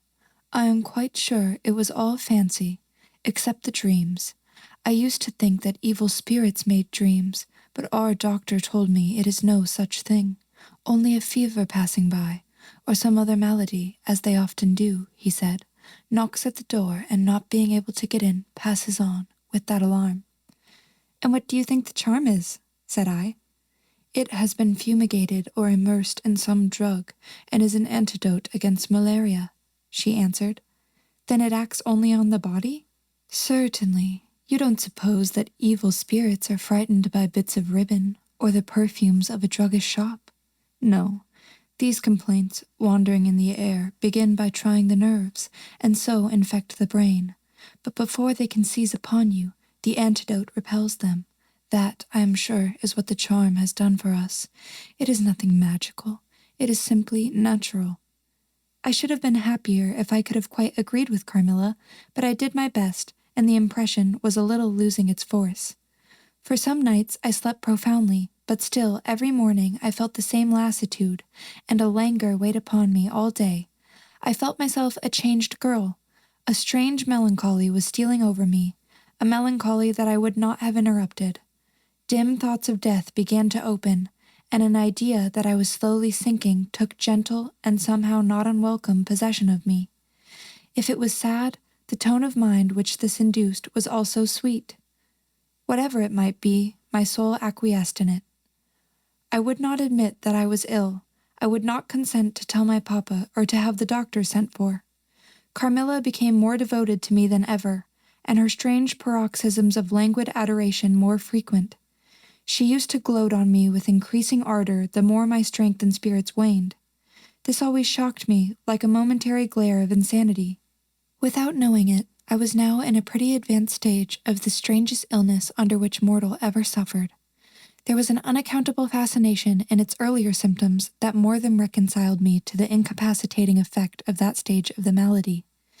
This fascination increased for a time until it reached a certain point when gradually a sense of the horrible mingled itself with it, deepening, as you shall hear, until it discolored and perverted the whole state of my life. The first change I experienced was rather agreeable. It was very near the turning point from which began the descent of Avernus. Certain vague and strange sensations visited me in my sleep. The prevailing one was of that pleasant, peculiar cold thrill which we feel in bathing when we move against the current of a river. This was soon accompanied by dreams that seemed interminable, and were so vague that I could never recollect their scenery and persons, or any one connected portion of their action. But they left an awful impression and a sense of exhaustion, as if I had passed through a long period of great mental exertion and danger. After all these dreams, there remained on waking a remembrance of having been in a place very nearly dark, and of having spoken to people whom I could not see, and especially of one clear voice, of a female's, very deep, that spoke as if at a distance, slowly, and producing always the same sensation of indescribable solemnity and fear. Sometimes there came a sensation as if a hand was drawn softly along my cheek and neck. Sometimes it was as if warm lips kissed me, and longer and more lovingly as they reached my throat. But there the caress fixed itself. My heart beat faster, my breathing rose and fell rapidly and full drawn. A sobbing that rose into a sense of strangulation, supervened and turned into a dreadful convulsion in which my senses left me and I became unconscious. It was now 3 weeks since the commencement of this unaccountable state. My sufferings had, during the last week, told upon my appearance. I had grown pale, my eyes were dilated and darkened underneath, and the languor which I had long felt began to display itself in my countenance. My father asked me often whether I was ill, but, with an obstinacy which now seems to me unaccountable, I persisted in assuring him that I was quite well. In a sense, this was true. I had no pain. I could complain of no bodily derangement. My complaint seemed to be one of the imagination or the nerves, and, horrible as my sufferings were, I kept them with a morbid reserve, very nearly to myself. It could not be that terrible complaint which the peasants called the uphire, for I had now been suffering for 3 weeks, and they were seldom ill for much more than 3 days when death put an end to their miseries. Carmilla complained of dreams and feverish sensations, but by no means of so alarming a kind as mine. I say that mine were extremely alarming. Had I been capable of comprehending my condition, I would have invoked aid and advice on my knees. The narcotic of an unsuspected influence was acting upon me, and my perceptions were benumbed. I am going to tell you now of a dream that led immediately to an odd discovery. One night, instead of the voice I was accustomed to hear in the dark, I heard one sweet and tender, and at the same time terrible, which said, "Your mother warns you to beware of the assassin." At the same time, a light unexpectedly sprang up, and I saw Carmilla standing near the foot of my bed, in her white nightdress, bathed from her chin to her feet in one great stain of blood. I wakened with a shriek, possessed with the one idea that Carmilla was being murdered. I remember springing from my bed, and my next recollection is that of standing on the lobby, crying for help. Madame and Mademoiselle came scurrying out of their rooms in alarm. A lamp burned always on the lobby, and seeing me, they soon learned the cause of my terror. I insisted on our knocking at Carmilla's door. Our knocking was unanswered. It soon became a pounding and an uproar. We shrieked her name, but all was in vain. We all grew frightened, for the door was locked. We hurried back in panic to my room. There we rang the bell long and furiously. If my father's room had been at that side of the house, we would have called him up at once to our aid. But alas, he was quite out of hearing, and to reach him involved an excursion for which we none of us had courage. Servants, however, soon came running up the stairs. I had got on my dressing gown and slippers meanwhile, and my companions were already similarly furnished. Recognizing the voices of the servants on the lobby, we sailed out together, and having renewed, as fruitlessly, our summons at Carmilla's door, I ordered the men to force the lock. They did so, and we stood, holding our lights aloft in the doorway, and so started into the room. We called her by name, but there was still no reply. We looked round the room. Everything was undisturbed. It was exactly in the state in which I had left it on bidding her good night, but Carmilla was gone. Chapter 8. Search. At the sight of the room, perfectly undisturbed except for our violent entrance, we began to cool a little and soon recovered our senses sufficiently to dismiss the men. It had struck Mademoiselle that possibly Carmilla had been wakened by the uproar at her door, and in her first panic had jumped from her bed and hid herself in a press or behind a curtain from which she could not, of course, emerge until the major domo and his myrmidons had withdrawn. We now recommenced our search and began to call her name again. It was all to no purpose. Our perplexity and agitation increased. We examined the windows, but they were secured. I implored of Carmilla, if she had concealed herself, to play this cruel trick no longer, to come out and to end our anxieties. It was all useless. I was by this time convinced that she was not in the room, nor in the dressing room, the door of which was still locked on this side. She could not have passed it. I was utterly puzzled. Had Carmilla discovered one of those secret passages which the old housekeeper said were known to exist in the Schloss, although the tradition of their exact situation had been lost? A little time would, no doubt, explain all, utterly perplexed as, for the present, we were. It was past 4 o'clock, and I preferred passing the remaining hours of darkness in Madame's room. Daylight brought no solution of the difficulty. The whole household, with my father at its head, was in a state of agitation next morning. Every part of the chateau was searched. The grounds were explored. No trace of the missing lady could be discovered. The stream was about to be dragged. My father was in distraction. What a tale to have to tell the poor girl's mother on her return. I, too, was almost beside myself, though my grief was quite of a different kind. The morning was passed in alarm and excitement. It was now 1 o'clock, and still no tidings. I ran up to Carmilla's room, and I found her standing at her dressing table. I was astounded. I could not believe my eyes. She beckoned me to her with her pretty finger in silence. Her face expressed extreme fear. I ran to her in an ecstasy of joy. I kissed and embraced her again and again. I ran to the bell and rang it vehemently to bring others to the spot who might at once relieve my father's anxiety. "Dear Carmilla, what has become of you all this time? We have been in agonies of anxiety about you," I exclaimed. "Where have you been? How did you come back?" "Last night has been a night of wonders," she said.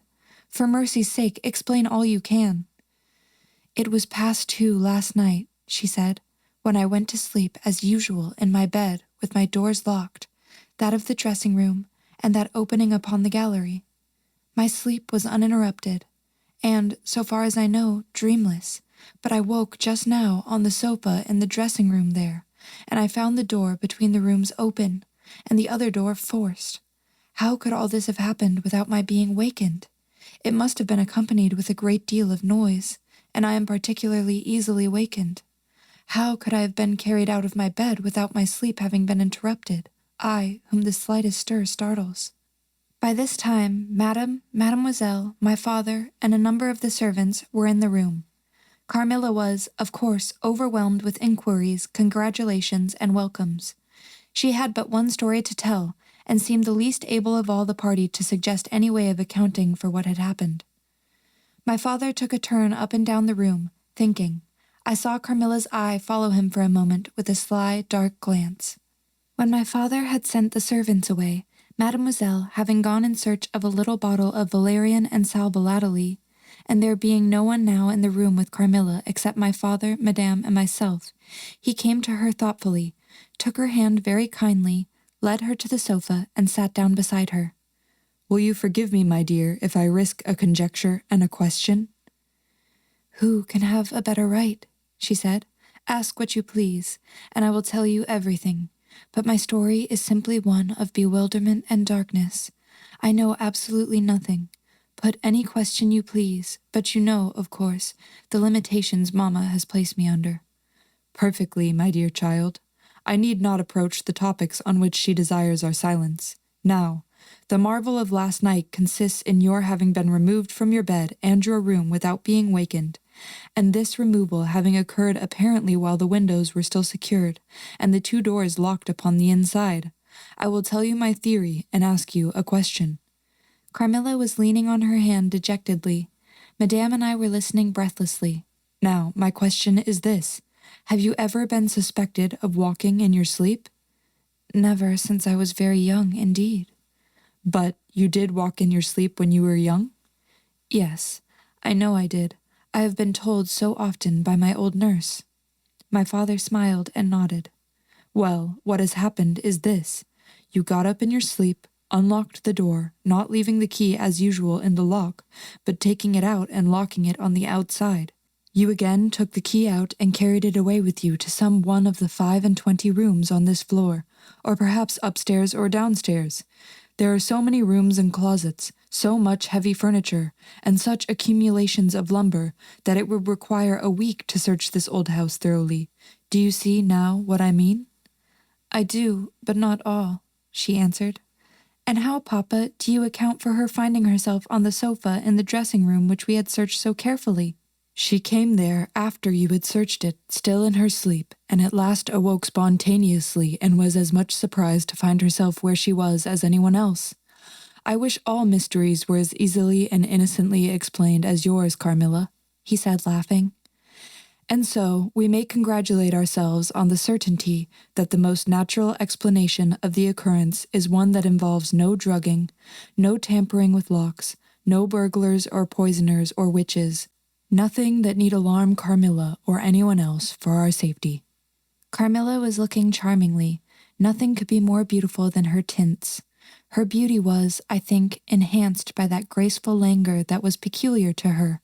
I think my father was silently contrasting her looks with mine, for he said, "I wish my poor Laura was looking more like herself," and he sighed. So our alarms were happily ended, and Carmilla restored to her friends. Chapter 9. The Doctor. As Carmilla would not hear of an attendant sleeping in her room, my father arranged that a servant should sleep outside her door, so that she would not attempt to make another such excursion without being arrested at her own door. That night passed quietly, and next morning early the doctor whom my father had sent for without telling me a word about it arrived to see me. Madame accompanied me to the library, And there the grave little doctor with white hair and spectacles, whom I mentioned before, was waiting to receive me. I told him my story, and as I proceeded, he grew graver and graver. We were standing, he and I, in the recess of one of the windows, facing one another. When my statement was over, he leaned with his shoulders against the wall and with his eyes fixed on me earnestly, with an interest in which was a dash of horror. After a minute's reflection, he asked Madame if he could see my father. He was sent for accordingly, and as he entered, smiling, he said, "I dare say, doctor, you are going to tell me that I am an old fool for having brought you here. I hope I am." But his smile faded into shadow as the doctor, with a very grave face, beckoned him to him. He and the doctor talked for some time, in the same recess where I had just conferred with the physician. It seemed an earnest and argumentative conversation. The room is very large, and I and Madame stood together burning with curiosity at the farther end. Not a word could we hear, however, for they spoke in a very low tone, and the deep recess of the window quite concealed the doctor from view, and very nearly my father, whose foot, arm, and shoulder only could we see. And the voices were, I suppose, all the less audible for the sort of closet which the thick wall and window formed. After a time, my father's face looked into the room. It was pale, thoughtful, and I fancied agitated. "Laura, dear, come here for a moment. Madame, we shan't trouble you, the doctor says, at present." Accordingly, I approached, for the first time a little alarmed, for, although I felt very weak, I did not feel ill, and strength, one always fancies, is a thing that may be picked up when we please. My father held out his hand to me as I drew near, but he was looking at the doctor, and he said, "It certainly is very odd. I don't understand it quite. Laura, come here, dear. Now, attend to Dr. Spielsberg and recollect yourself. You mentioned a sensation like that of 2 needles piercing the skin somewhere about your neck on the night when you first experienced your first horrible dream. Is there still any soreness?" "None at all," I answered. "Can you indicate with your finger about the point at which you think this occurred?" "Very little below my throat, here," I answered. I wore a morning dress which covered the place I pointed to.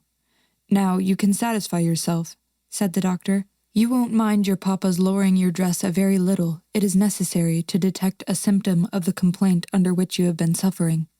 I acquiesced. It was only an inch or 2 below the edge of my collar. "God bless me, so it is!" exclaimed my father, going pale. "You see it now with your own eyes," said the doctor with a gloomy triumph. "What is it?" I exclaimed, beginning to be frightened. "Nothing, my dear young lady, but a small blue spot, about the size of the tip of your little finger. And now," he continued, turning to Papa, "the question is, what is best to be done?" "Is there any danger?" I urged, in great trepidation. "I trust not, my dear," answered the doctor. "I don't see why you should not recover. I don't see why you should not begin immediately to get better. That is the point at which the sense of strangulation begins?" "Yes," I answered. "And recollect as well as you can, the same point was a kind of center of that thrill which you described just now, like the current of a cold stream running against you?" "It may have been. I think it was." "Aye, you see," he added, turning to my father. "Shall I say a word to Madame?" "Certainly," said my father. He called Madame to him and said, "I find my young friend here far from well. It won't be of any great consequence, I hope, but it will be necessary that some steps be taken, which I will explain by and by. But in the meantime, Madame, you will be so good as not to let Miss Laura be alone for one moment. That is the only direction I need give for the present. It is indispensable." "We may rely upon your kindness, Madame, I know," added my father. Madame satisfied him eagerly. "And you, dear Laura, I know you will observe the doctor's direction. I shall have to ask your opinion upon another patient, whose symptoms slightly resemble those of my daughter, that have just been detailed to you, very much milder in degree, but I believe quite of the same sort. She is a young lady, our guest. But as you say you will be passing this way again this evening, you can't do better than take your supper here, and you can then see her. She does not come down till the afternoon." "I thank you," said the doctor. "I shall be with you then at about 7 this evening." And then they repeated their directions to me and to Madame, And with this parting charge, my father left us and walked out with the doctor, and I saw them pacing together up and down between the road and the moat on the grassy platform in front of the castle, evidently absorbed in earnest conversation. The doctor did not return. I saw him mount his horse there, take his leave, and ride away eastward through the forest. Nearly at the same time, I saw the man arrive from Dranfield with the letters and dismount and hand the bag to my father. In the meantime, Madame and I were both busy, lost in conjecture as to the reasons of the singular and earnest direction which the doctor and my father had concurred in imposing. Madame, as she afterwards told me, was afraid the doctor apprehended a sudden seizure, and that, without prompt assistance, I might either lose my life in a fit or at least be seriously hurt. The interpretation did not strike me, and I fancied, perhaps luckily for my nerves, that the arrangement was prescribed simply to secure a companion who would prevent my taking too much exercise, or eating unripe fruit, or doing any of the 50 foolish things to which young people are supposed to be prone. About half an hour after my father came in, he had a letter in his hand, and said, "This letter has been delayed. It is from General Spielsdorf. He might have been here yesterday. He may not come till tomorrow, or he may be here today." He put the open letter into my hand, but he did not look pleased, as he used when a guest, especially one so much loved as the general, was coming. On the contrary, he looked as if he wished him at the bottom of the Red Sea. There was plainly something on his mind which he did not choose to divulge. "Papa, darling, will you tell me this?" said I, suddenly laying my hand on his arm and looking, I am sure, imploringly in his face. "Perhaps," he answered, smoothing my hair caressingly over my eyes. "Does the doctor think me very ill?" "No, dear. He thinks if right steps are taken, you will be quite well again, at least on the high road to a complete recovery in a day or two," he answered a little dryly. "I wish our good friend the General had chosen any other time, that is, I wish you had been perfectly well to receive him." "But do tell me, Papa," I insisted. "What does he think is the matter with me?" "Nothing. You must not plague me with questions," he answered with more irritation than I ever remember him to have displayed before. And seeing that I looked wounded, I suppose, he kissed me and added, "You shall know all about it in a day or two, that is, all that I know. In the meantime, you are not to trouble your head about it." He turned and left the room, but came back before I had done wondering and puzzling over the oddity of all this. It was merely to say that he was going to Karnstein, and had ordered the carriage to be ready at 12, and that I and Madame should accompany him. He was going to see the priest who lived near those picturesque grounds, upon business, and as Carmilla had never seen them, she could follow when she came down with Mademoiselle, who would bring materials for what you call a picnic, which might be laid for us in the ruined castle. At 12 o'clock, accordingly, I was ready, and not long after my father, Madame, and I set out upon our projected drive.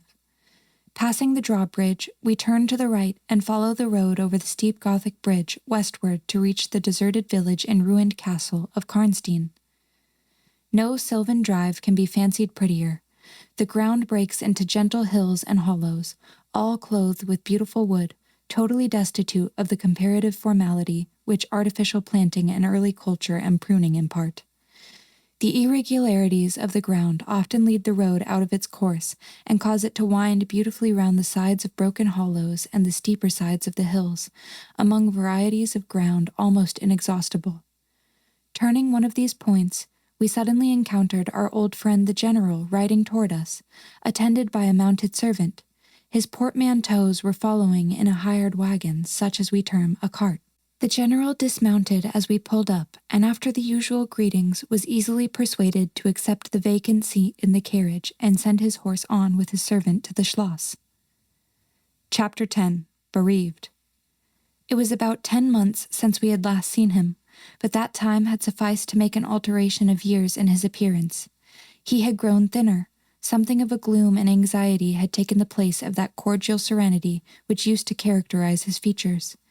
His dark blue eyes, always penetrating, now gleamed with a sterner light from under his shaggy gray eyebrows. It was not such a change as grief alone usually induces, and angrier passions seem to have had their share in bringing it about. We had not long resumed our drive when the General began to talk, with his usual soldierly directness, of the bereavement, as he termed it, which he had sustained in the death of his beloved niece and ward, and he then broke out in a tone of intense bitterness and fury, inveighing against the hellish arts to which she had fallen a victim, and expressing with more exasperation than piety his wonder that heaven should tolerate so monstrous an indulgence of the lusts and malignity of hell.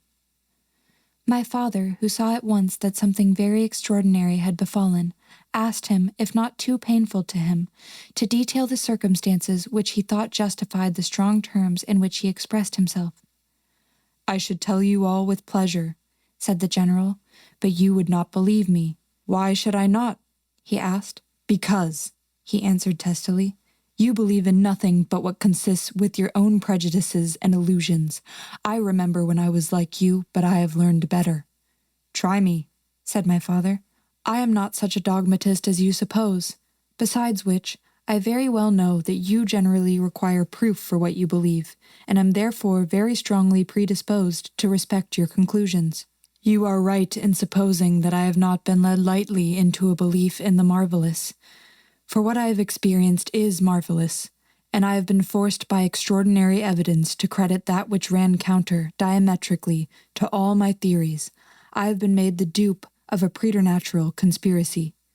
Notwithstanding his professions of confidence in the general's penetration, I saw my father, at this point, glance at the general with, as I thought, a marked suspicion of his sanity. The general did not see it, luckily. He was looking gloomily and curiously into the glades and vistas of the woods that were opening before us. "You are going to the ruins of Karnstein?" he said. "Yes, it is a lucky coincidence. Do you know I was going to ask you to bring me there to inspect them? I have a special object in exploring. There is a ruined chapel, ain't there, with a great many tombs of that extinct family?" "So there are. Highly interesting," said my father. "I hope you are thinking of claiming the title and estates?"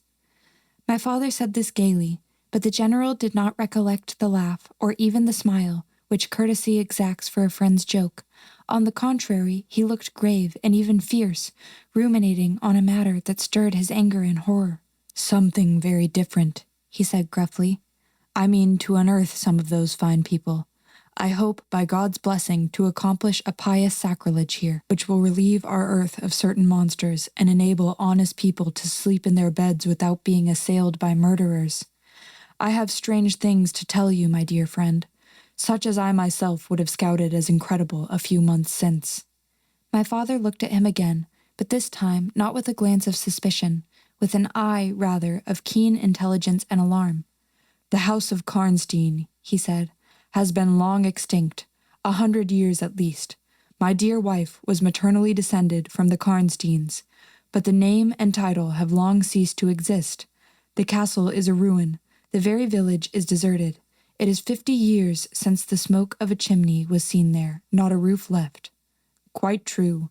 I have heard a great deal about that since I last saw you, a great deal that will astonish you. But I had better relate everything in the order in which it occurred," said the general. "You saw my dear ward, my child, I may call her. No creature could have been more beautiful, and only 3 months ago none more blooming." "Yes, poor thing. When I saw her last, she certainly was quite lovely," said my father. "I was grieved and shocked more than I can tell you, my dear friend. I knew what a blow it was to you." He took the general's hand, and they exchanged a kind pressure. Tears gathered in the old soldier's eyes. He did not seek to conceal them. He said, "We have been very old friends. I knew you would feel for me, childless as I am. She had become an object of very near interest to me, and repaid my care by an affection that cheered my home and made my life happy. That is all gone. The years that remain to me on earth may not be very long, but by God's mercy I hope to accomplish a service to mankind before I die, and to subserve the vengeance of heaven upon the fiends who have murdered my poor child in the spring of her hopes and beauty." "You said just now that you intend relating everything as it occurred," said my father. "Pray do. I assure you that it is not mere curiosity that prompts me." By this time we had reached the point at which the Drunstall road by which the general had come diverges from the road which we were traveling to Karnstein. "How far is it to the ruins?" inquired the general, looking anxiously forward. "About half a league," answered my father. "Pray, let us hear the story you were so good as to promise." Chapter 11. The Story. "With all my heart," said the general with an effort, and after a short pause in which to arrange his subject, he commenced one of the strangest narratives I ever heard. My dear child was looking forward with great pleasure to the visit you had been so good as to arrange for her to your charming daughter. Here he made me a gallant but melancholy bow. In the meantime, we had an invitation to my old friend the Count Karlsfeld, whose Schloss is about 6 leagues to the other side of Karnstein. It was to attend the series of fêtes which, you remember, were given by him in honor of his illustrious visitor, the Grand Duke Charles. Yes, and very splendid, I believe they were, said my father. Princely! But then his hospitalities are quite regal. He has Aladdin's lamp. The night from which my sorrow dates was devoted to a magnificent masquerade. The grounds were thrown open, the trees hung with colored lamps. There was such a display of fireworks as Paris itself had never witnessed. And such music. Music, you know, is my weakness. Such ravishing music. The finest instrumental band, perhaps, in the world, and the finest singers who could be collected from all the great operas in Europe. As you wandered through these fantastically illuminated grounds, the moonlighted chateau throwing a rosy light from its long rows of windows, you would suddenly hear these ravishing voices stealing from the silence of some grove, or rising from the boats upon the lake. I felt myself, as I looked and listened, carried back into the romance and poetry of my early youth. When the fireworks were ended, and the ball beginning, we returned to the noble suite of rooms that were thrown open to the dancers. A masked ball, you know, is a beautiful sight, but so brilliant a spectacle of the kind I never saw before. It was a very aristocratic assembly. I was myself almost the only nobody present. My dear child was looking quite beautiful. She wore no mask. Her excitement and delight added an unspeakable charm to her features, always lovely. I remarked a young lady dressed magnificently but wearing a mask, who appeared to me to be observing my ward with extraordinary interest. I had seen her earlier in the evening in the great hall, and again for a few minutes walking near us on the terrace under the castle windows, similarly employed. A lady, also masked, richly and gravely dressed, and with a stately air like a person of rank, accompanied her as a chaperone. Had the young lady not worn a mask, I could, of course, have been much more certain upon the question whether she was really watching my poor darling. I am now well assured that she was. We were now in one of the salons. My poor dear child had been dancing, and was resting a little in one of the chairs near the door. I was standing near. The 2 ladies I have mentioned had approached, and the younger took the chair next to my ward, while her companion stood beside me, and for a little time addressed herself in a low tone to her charge. Availing herself to the privilege of her mask, she turned to me, and in the tone of an old friend, and calling me by my name, opened a conversation with me which piqued my curiosity a good deal. She referred to many scenes where she had met me, at court and at distinguished houses. She alluded to little incidents which I had long ceased to think of, but which, I found, had only lain in abeyance in my memory, for they instantly started to life at her touch. I became more and more curious to ascertain who she was every moment. She parried my attempts to discover very adroitly and pleasantly. The knowledge she showed of many passages in my life seemed to me all but unaccountable, and she appeared to take a not unnatural pleasure in foiling my curiosity and in seeing me flounder in my eager perplexity from one conjecture to another. In the meantime, the young lady whom her mother called by the odd name of Millarca when she once or twice addressed her, had, with the same ease and grace, got into conversation with my ward. She introduced herself by saying that her mother was a very old acquaintance of mine. She spoke of the agreeable audacity which a mask rendered practicable. She talked like a friend. She admired her dress and insinuated very prettily her admiration of her beauty. She amused her with laughing criticisms upon the people who crowded the ballroom, and laughed at my poor child's fun. She was very witty and lively when she pleased, and after a time they had grown very good friends, and the young stranger lowered her mask, displaying a remarkably beautiful face. I had never seen it before, neither had my dear child. But though it was new to us, the features were so engaging as well as lovely that it was impossible not to feel the attraction powerfully. My poor girl did so. I never saw anyone more taken with another at first sight, unless indeed it was the stranger herself, who seemed quite to have lost her heart to her. In the meantime, availing myself of the license of a masquerade, I put not a few questions to the elder lady. "You have puzzled me utterly," I said, laughing. "Is that not enough? Won't you now consent to stand on equal terms and do me the kindness to remove your mask?" "Can any request be more unreasonable?" she replied. "Ask a lady to yield an advantage? Besides, how do you know you should recognize me? Years make changes." "As you see," I said with a bow, and I suppose a rather melancholy little laugh. "As philosophers tell us," she said. "And how do you know that a sight of my face would help you?" "I should take a chance for that," I answered. "It is vain trying to make yourself out an old woman. Your figure betrays you." "Years, nevertheless, have passed since I saw you, rather, since you saw me. For that is what I am considering. Millarca there is my daughter. I cannot then be young, even in the opinion of people whom time has taught to be indulgent. And I may not like to be compared with what you remember me. You have no mask to remove. You can offer me nothing in exchange." "My petition is to your pity to remove it, and mine to yours to let it stay where it is," she replied. "Well then, at least you will tell me whether you are French or German. You speak both languages so perfectly." "I don't think I shall tell you that, General. You intend a surprise and are meditating the particular point of attack." "At all events you won't deny this," I said, "that being honored by your permission to converse, I ought to know how to address you. Shall I say, Madame la Comtesse?" She laughed, and she would, no doubt, have met me with another evasion, if indeed I can treat any occurrence in an interview every circumstance of which was prearranged, as I now believe, with the profoundest cunning as liable to be modified by accident. "As to that," she began, but she was interrupted, almost as she opened her lips, by a gentleman dressed in black who looked particularly elegant and distinguished, with this drawback, that his face was the most deadly pale I ever saw except in death. He was in no masquerade, in the plain evening dress of a gentleman, and he said without a smile, but with a courtly and unusually low bow, "Will Madame la Comtesse permit me to say a very few words which may interest her?" The lady turned quickly to him and touched her lip in token of silence. She then said to me, "Keep my place for me, General. I shall return when I have said a few words." And with this injunction playfully given, she walked a little aside with the gentleman in black, and talked for some minutes, apparently very earnestly.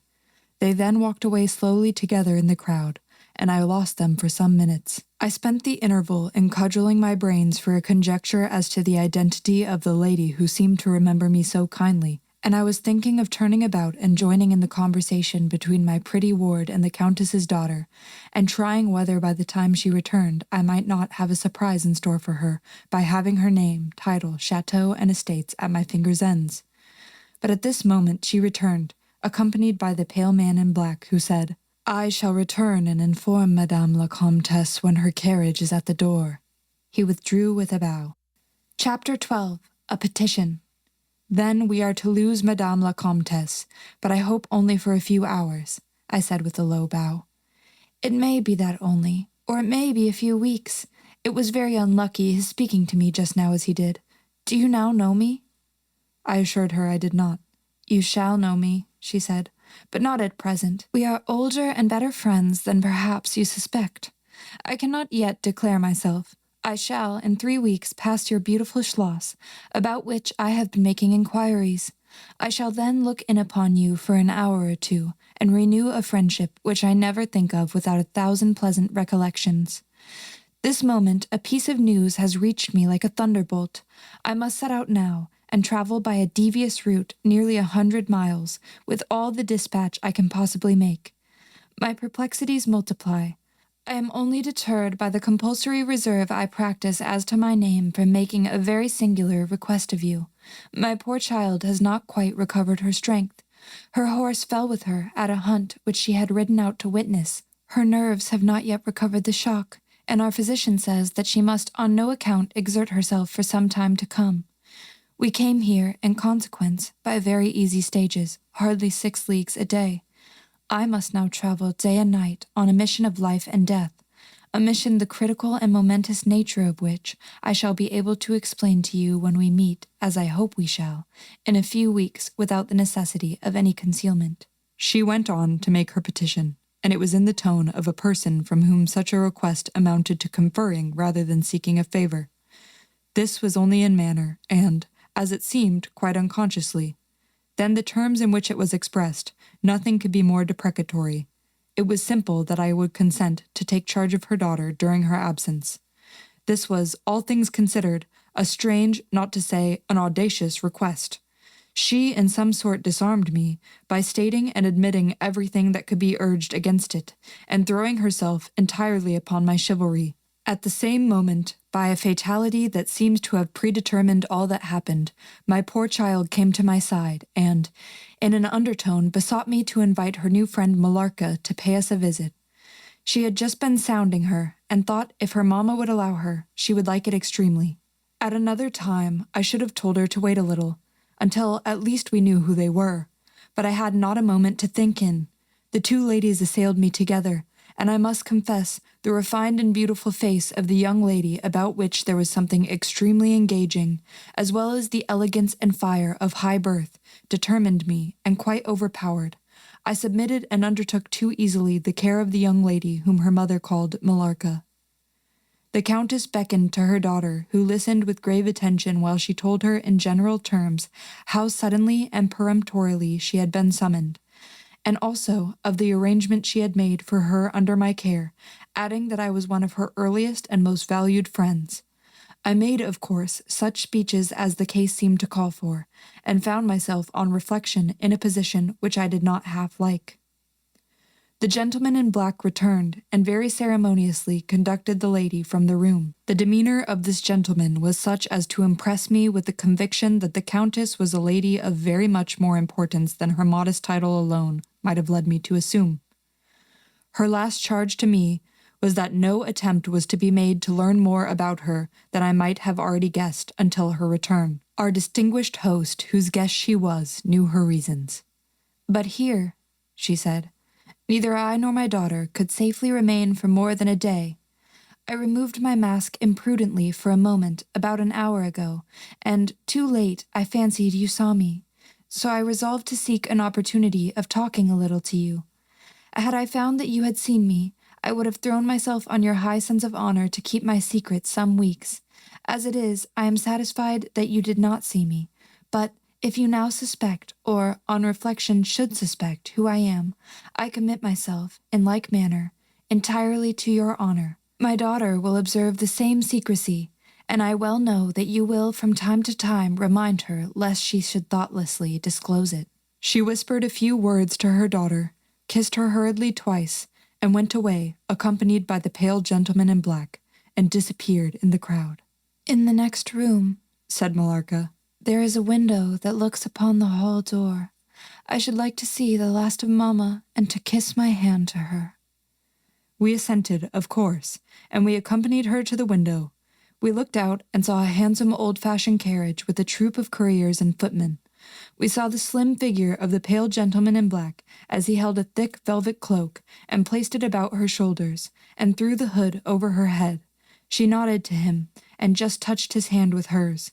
He bowed low repeatedly as the door closed, and the carriage began to move. "She's gone," said Millarca with a sigh. "She is gone," I repeated to myself for the first time, in the hurried moments that had elapsed since my consent, reflecting upon the folly of my act. "She did not look up," said the young lady plaintively. "The Countess had taken off her mask, perhaps, and did not care to show her face," I said, "and she could not know that you were in the window." She sighed and looked in my face. She was so beautiful that I relented. I was sorry I had for a moment repented of my hospitality, and I determined to make her amends for the unavowed churlishness of my reception. The young lady, replacing her mask, joined my ward in persuading me to return to the grounds, where the concert was soon to be renewed. We did so, and walked up and down the terrace that lies under the castle windows. Millarca became very intimate with us, and amused us with lively descriptions and stories of the most great people, whom we saw upon the terrace. I liked her more and more every minute. Her gossip, without being ill-natured, was extremely diverting to me, who had been so long out of the great world. I thought what life she would give to our sometimes lonely evenings at home. This ball was not over until the morning sun had almost reached the horizon. It pleased the Grand Duke to dance till then, so loyal people could not go away or think of bed. We had just got through a crowded saloon, when my ward asked me what had become of Millarca. I thought she had been by her side, and she fancied she was by mine. The fact was, we had lost her. All my efforts to find her were in vain. I feared that she had mistaken, in the confusion of a momentary separation from us, other people for her new friends, and had possibly pursued and lost them in the extensive grounds which were thrown open to us. Now, in its full force, I recognized a new folly in my having undertaken the charge of a young lady without so much as knowing her name, and fettered as I was by promises of the reasons for imposing which I knew nothing. I could not even point my inquiries by saying that the missing young lady was the daughter of the countess who had taken her departure a few hours before. Morning broke. It was clear daylight before I gave up my search. It was not till near 2 o'clock the next day that we heard anything of my missing charge. At about that time, a servant knocked at my niece's door to say that he had been earnestly requested by a young lady who appeared to be in great distress to make out where she could find the General Baron Spielsdorf and the young lady, his daughter, in whose charge she had been left by her mother. There could be no doubt, notwithstanding the slight inaccuracy, that our young friend had turned up. And so she had. Would to heaven we had lost her! She told my poor child a story to account for her having failed to recover us for so long. Very late, she said, she had got to the housekeeper's bedroom in despair of finding us, and had then fallen into a deep sleep which, long as it was, had hardly sufficed to recruit her strength after the fatigues of the ball. That day Millarca came home with us. I was only too happy, after all, to have secured so charming a companion for my dear girl. Chapter 13. The Woodman. There soon, however, appeared some drawbacks. In the first place, Millarca complained of extreme languor, the weakness that remained after her late illness, and she never emerged from her room till the afternoon was pretty far advanced. In the next place, it was accidentally discovered, although she always locked her door on the inside, and never disturbed the key from its place till she admitted the maid to assist at her toilet, that she was undoubtedly sometimes absent from her room in the very early morning, and at various times later in the day, before she wished it to be understood that she was stirring. She was repeatedly seen from the windows of the Schloss, in the first faint grey of the morning, walking through the trees, in an easterly direction, and looking like a person in a trance. This convinced me that she walked in her sleep, but this hypothesis did not solve the puzzle. How did she pass out from her room, leaving the door locked on the inside? How did she escape from the house without unbarring door or window? In the midst of my perplexities, an anxiety of a far more urgent kind presented itself. My dear child began to lose her looks and health, and that in a manner so mysterious and even horrible that I became thoroughly frightened. She was at first visited by appalling dreams, then, as she fancied, by a spectre, sometimes resembling Millarca, sometimes in the shape of a beast, indistinctly seen, walking round the foot of her bed from side to side. Lastly came sensations. One, not unpleasant, but very peculiar, she said, resembled the flow of an icy stream against her breast. At a later time she felt something like a pair of large needles pierce her, a little below the throat, with a very sharp pain. A few nights after, followed a gradual and convulsive state of strangulation. Then came unconsciousness.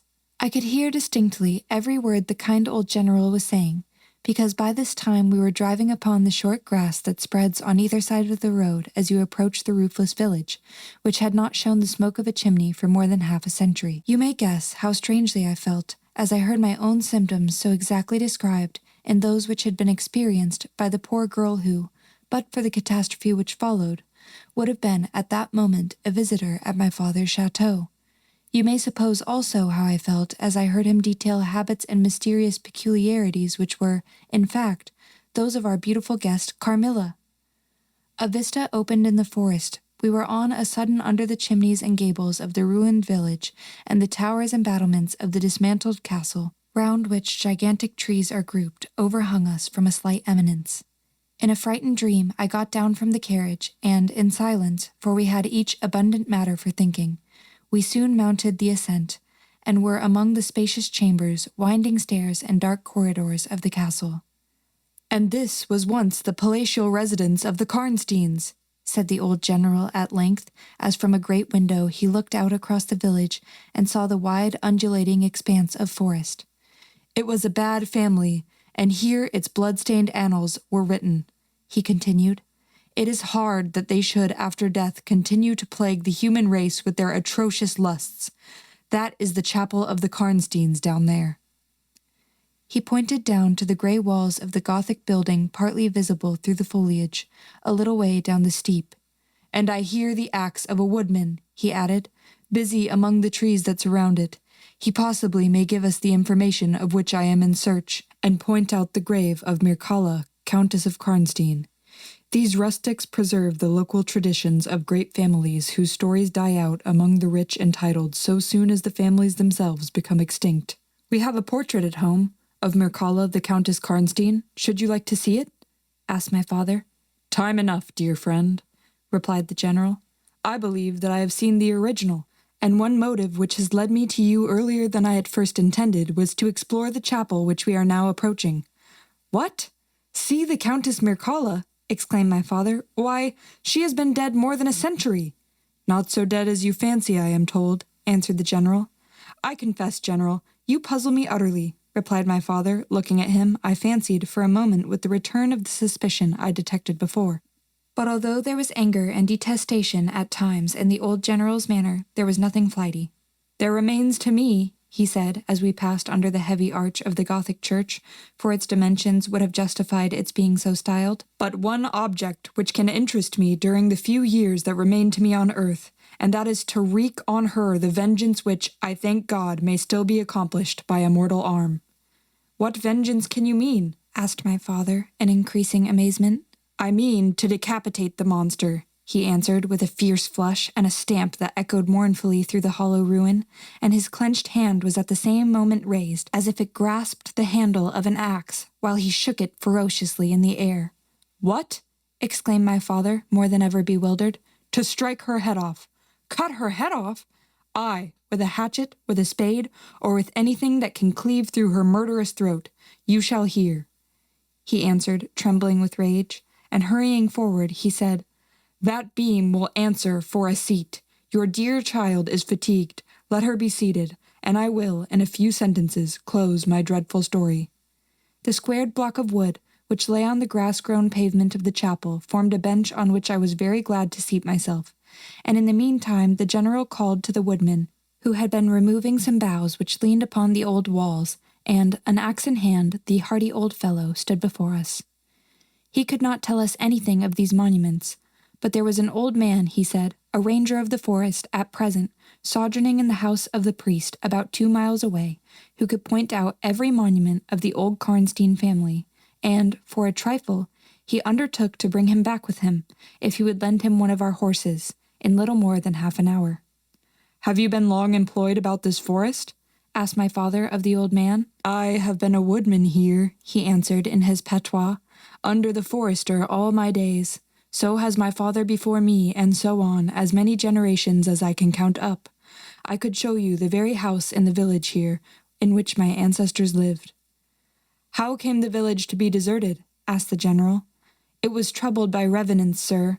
Several were tracked to their graves, there detected by the usual tests, and extinguished in the usual way, by decapitation, by the stake, and by burning, but not until many of the villagers were killed."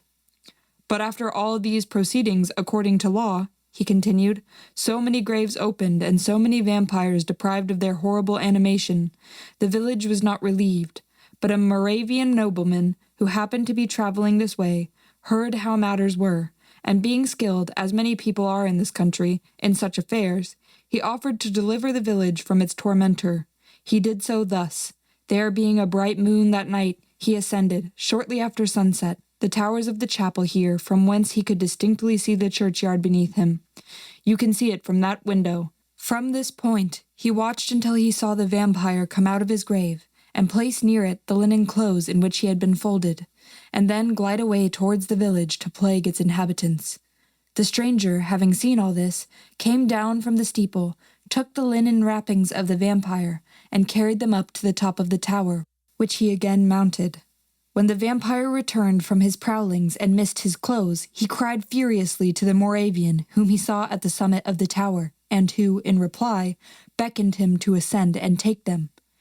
Whereupon the vampire, accepting his invitation, began to climb the steeple, and so soon as he had reached the battlements, the Moravian, with a stroke of his sword, clove his skull in twain, hurling him down to the churchyard, whither, descending by the winding stairs, the stranger followed and cut his head off, and the next day delivered it and the body to the villagers, who duly impaled and burnt them. This Moravian nobleman had authority from the then head of the family to remove the tomb of Mircalla, Countess Karnstein, which he did effectually, so that in a little while its site was quite forgotten. "Can you point out where it stood?" asked the general eagerly. The forester shook his head and smiled. "Not a soul living could tell you that now," he said.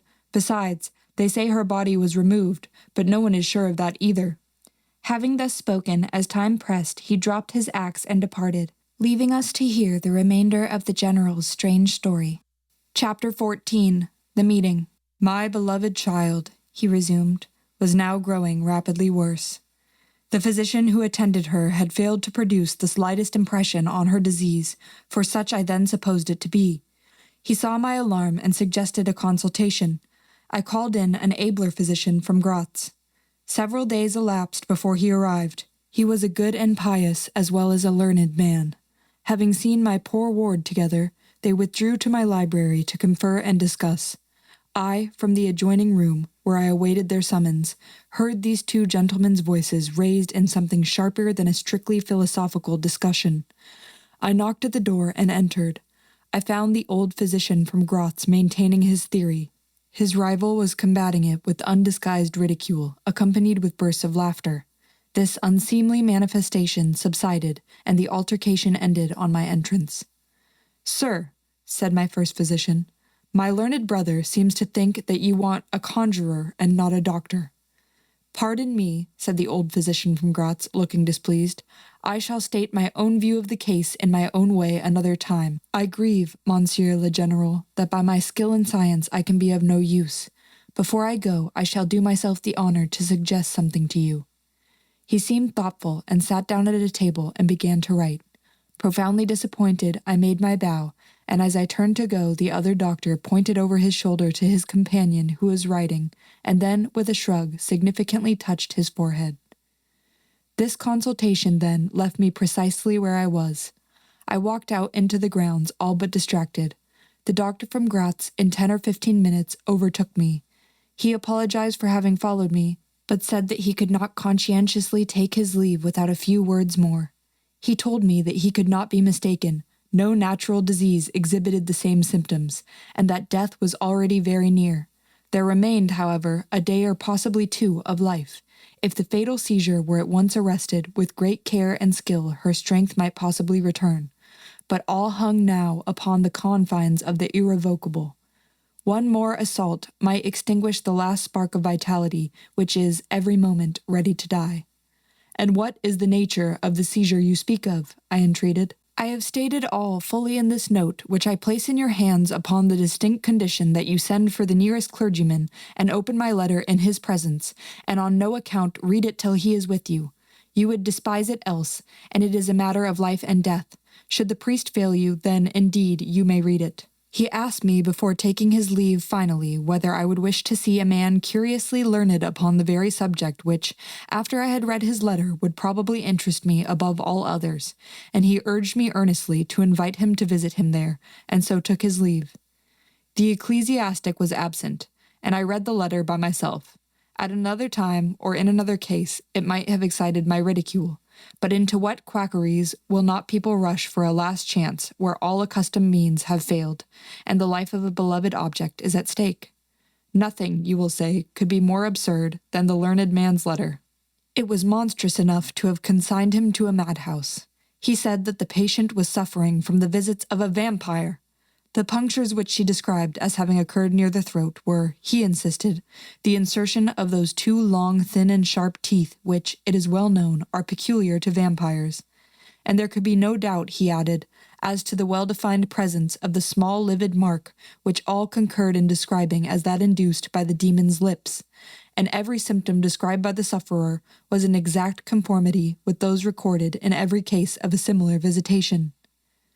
Being myself wholly skeptical as to the existence of any such portent as the vampire, the supernatural theory of the good doctor furnished, in my opinion, but another instance of learning and intelligence oddly associated with some one hallucination.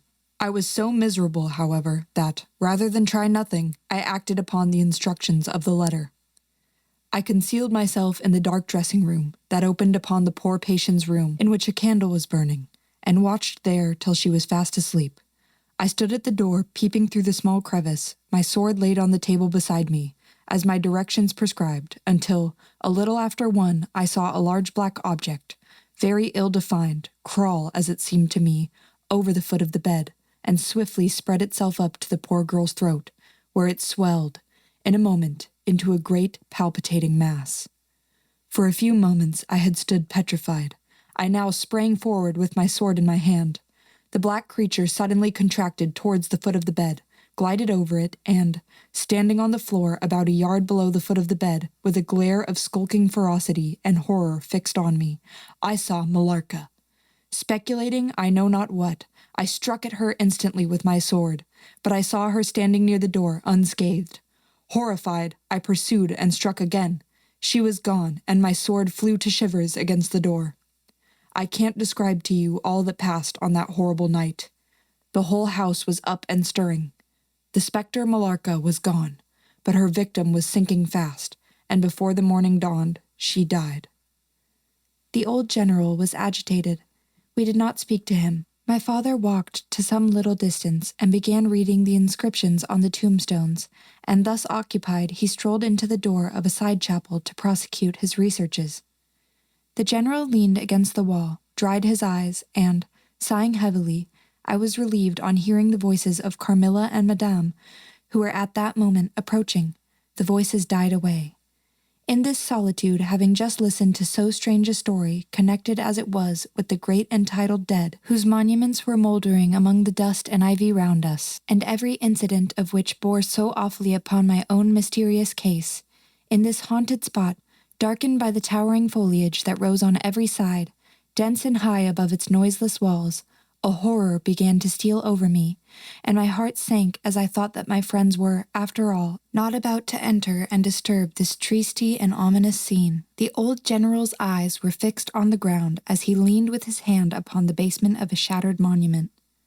Under a narrow arched doorway, surmounted by one of those demoniacal grotesques in which the cynical and ghastly fancy of old Gothic carving delights, I saw very gladly the beautiful face and figure of Carmilla enter the shadowy chapel. I was just about to rise and speak, and nodded smiling in answer to her peculiarly engaging smile, when, with a cry, the old man by my side caught up the woodman's hatchet and started forward. On seeing him, a brutalized change came over her features. It was an instantaneous and horrible transformation, as she made a crouching step backwards. Before I could utter a scream, he struck at her with all his force, but she dived under his blow and, unscathed, caught him in her tiny grasp by the wrist. He struggled for a moment to release his arm, but his hand opened, the axe fell to the ground, and the girl was gone. He staggered against the wall. His gray hair stood upon his head, and a moisture shone over his face, as if he were at the point of death. The frightful scene had passed in a moment. The first thing I recollect after is Madame standing before me and impatiently repeating again and again the question, "Where is Mademoiselle Carmilla?" I answered at length, "I don't know, I can't tell, she went there," and I pointed to the door through which Madame had just entered, only a minute or two since. "But I have been standing there in the passage ever since Mademoiselle Carmilla entered, and she did not return." She then began to call, "Carmilla!" through every door and passage and from the windows, but no answer came. "She called herself Carmilla?" asked the general, still agitated. "Carmilla, yes," I answered. "Aye," he said. "That is Millarca. That is the same person who long ago was called Mircalla, Countess Karnstein. Depart from this accursed ground, my poor child, as quickly as you can. Drive to the clergyman's house and stay there till we come. Begone! May you never behold Carmilla more. You will not find her here." Chapter 15. Ordeal and Execution. As he spoke, one of the strangest-looking men I ever beheld entered the chapel at the door through which Carmilla had made her entrance and her exit. He was tall, narrow-chested, stooping, with high shoulders, and dressed in black. His face was brown and dried in with deep furrows. He wore an oddly shaped hat with a broad leaf. His hair, long and grizzled, hung on his shoulders. He wore a pair of gold spectacles and walked slowly with an odd shambling gait, with his face sometimes turned up to the sky and sometimes bowed down towards the ground, seemed to wear a perpetual smile. His long, thin arms were swinging, and his lank hands in old black gloves, ever so much too wide for them, waving and gesticulating in utter abstraction. "The very man!" exclaimed the general, advancing with manifest delight. "My dear Baron, how happy I am to see you! I had no hope of meeting you so soon." He signed to my father, who had by this time returned, and leading the fantastic old gentleman whom he called the Baron to meet him. He introduced him formally, and they at once entered into earnest conversation. The stranger took a roll of paper from his pocket and spread it on the worn surface of a tomb that stood by.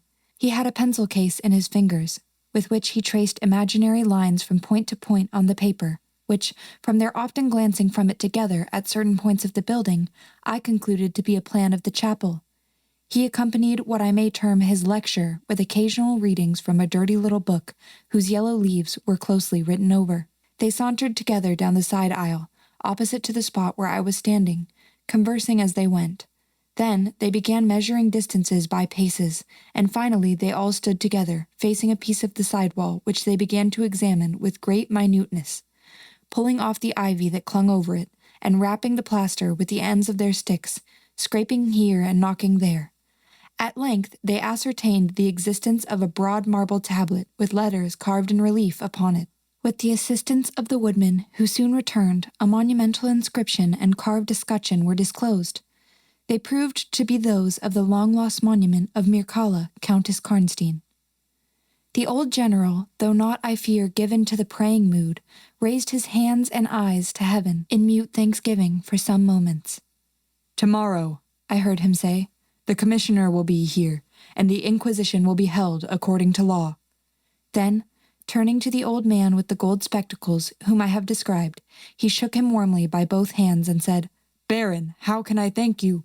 How can we all thank you? You will have delivered this region from a plague that has scourged its inhabitants for more than a century. The horrible enemy, thank God, is at last tracked." My father led the stranger aside, and the general followed. I know that he had led them out of hearing, that he might relate my case, and I saw them glance often quickly at me as the discussion proceeded.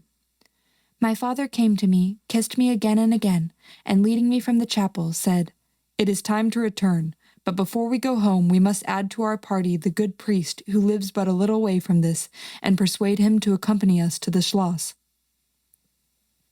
In this quest we were successful, and I was glad, being unspeakably fatigued when we reached home.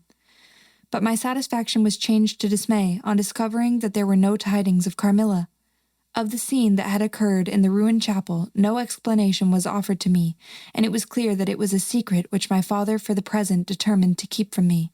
The sinister absence of Carmilla made the remembrance of the scene more horrible to me.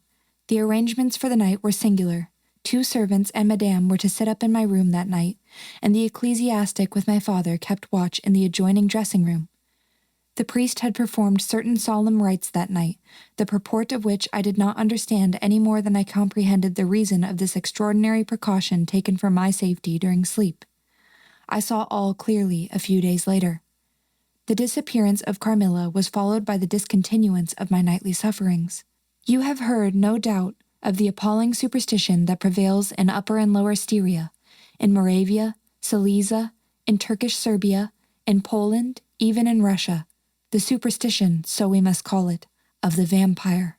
If human testimony, taken with every care and solemnity judicially before commissions innumerable, each consisting of many members, all chosen for integrity and intelligence, and constituting reports more voluminous perhaps than exist upon any one other class of cases, is worth anything, it is difficult to deny or even to doubt the existence of such a phenomenon as the vampire.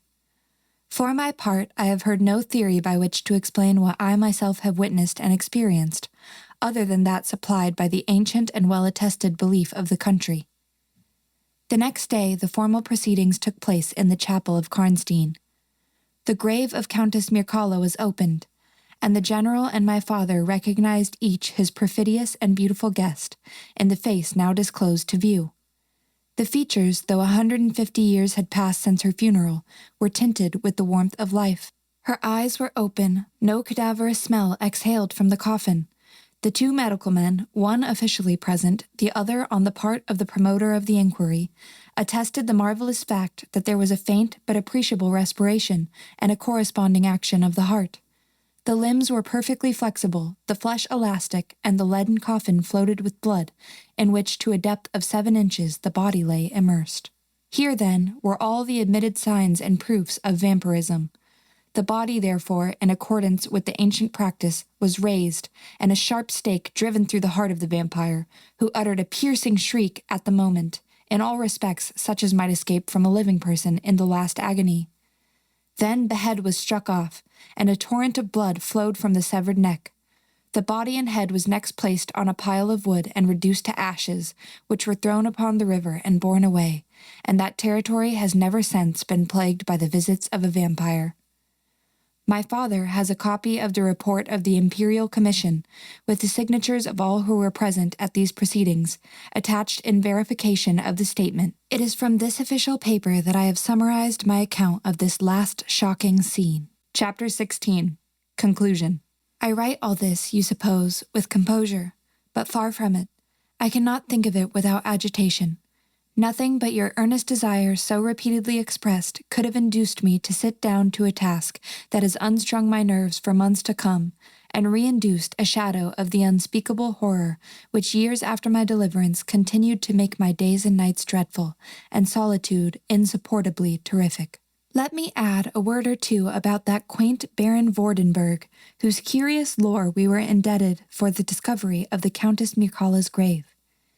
He had taken up his abode in Gratz, where, living upon a mere pittance, which was all that remained to him of the once princely estates of his family in Upper Styria, he devoted himself to the minute and laborious investigation of the marvelously authenticated tradition of vampirism. He had at his fingers' ends all the great and little works upon the subject. Magia Posthuma, Phlegon de Mirabilibus, Augustinus de Cura pro Mortuis, Philosophicae et Christianae Cogitationes de Vampiris, by John Christopher Herrenberg, and 1,000 others, among which I remember only a few of those which he lent to my father. He had a voluminous digest of all the judicial cases from which he had extracted a system of principles that appear to govern, some always and others occasionally only, the condition of the vampire. I may mention, in passing, that the deadly pallor attributed to that sort of revenants is a mere melodramatic fiction. They present, in the grave and when they show themselves in human society, the appearance of healthy life. When disclosed to light in their coffins, they exhibit all the symptoms that are enumerated as those which proved the vampire life of the long-dead Countess Karnstein.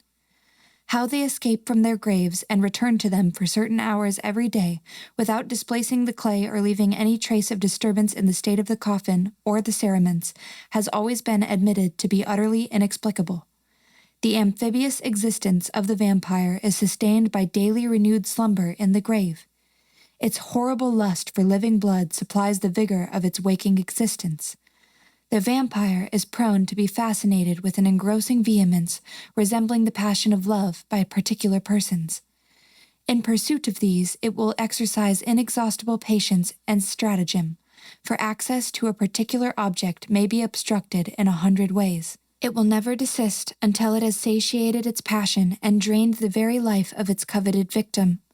But it will, in these cases, husband and protract its murderous enjoyment with the refinement of an epicure and heighten it by the gradual approaches of an artful courtship. In these cases, it seems to yearn for something like sympathy and consent. In ordinary ones, it goes direct to its object, overpowers with violence, and strangles and exhausts, often at a single feast. The vampire is, apparently subject in certain situations, to special conditions. In the particular instance of which I have given you a relation, Mircalla seemed to be limited to a name which, if not her real one, should at least reproduce without the omission or addition of a single letter those, as we say, anagrammatically, which compose it. Carmilla did this, so Millarca. My father related to the Baron Vordenberg, who remained with us for 2 or 3 weeks after the expulsion of Carmilla, the story about the Moravian nobleman and the vampire at Karnstein churchyard, and then he asked the Baron how he had discovered the exact position of the long-concealed tomb of the Countess Mircalla. The Baron's grotesque features puckered up into a mysterious smile. He looked down, still smiling, on his worn spectacle case and fumbled with it. Then, looking up, he said, "I have many journals and other papers written by that remarkable man. The most curious among them is one treating of the visit of which you speak to Karnstein. The tradition, of course, discolors and distorts a little. He might have been termed a Moravian nobleman, for that he had changed his abode to that territory, and was, beside, a noble. But he was, in truth, a native of Upper Styria. It is enough to say that in very early youth he had been a passionate and favored lover of the beautiful Mircalla Countess Karnstein. Her early death plunged him into inconsolable grief. It is the nature of vampires to increase and multiply, but according to an ascertained and ghostly law, assume at starting a territory perfectly free from that pest. How does it begin, and how does it multiply itself? I will tell you. A person more or less wicked puts an end to himself. A suicide under certain circumstances becomes a vampire. That spectre visits living people in their slumbers. They die and almost invariably in the grave develop into vampires. This happened in the case of the beautiful Mircalla, who was haunted by one of those demons. My ancestor Vordenberg, whose title I still bear, soon discovered this, and in the course of the studies to which he devoted himself, learned a great deal more. Among other things, he concluded that suspicion of vampirism would probably fall sooner or later upon the dead countess, who, in life, had been his idol. He conceived a horror, be she what she might, of her remains being profaned by the outrage of a posthumous execution. He has left a curious paper to prove that the vampire, on its expulsion from its amphibious existence, is projected into a far more horrible life, and he resolved to save his once beloved Mircalla from this. He adopted the stratagem of a journey here, a pretended removal of her remains, and a real obliteration of her monument. When age had stolen upon him, and from the veil of years he looked back on the scenes he was leaving, he considered in a different spirit what he had done, and a horror took possession of him.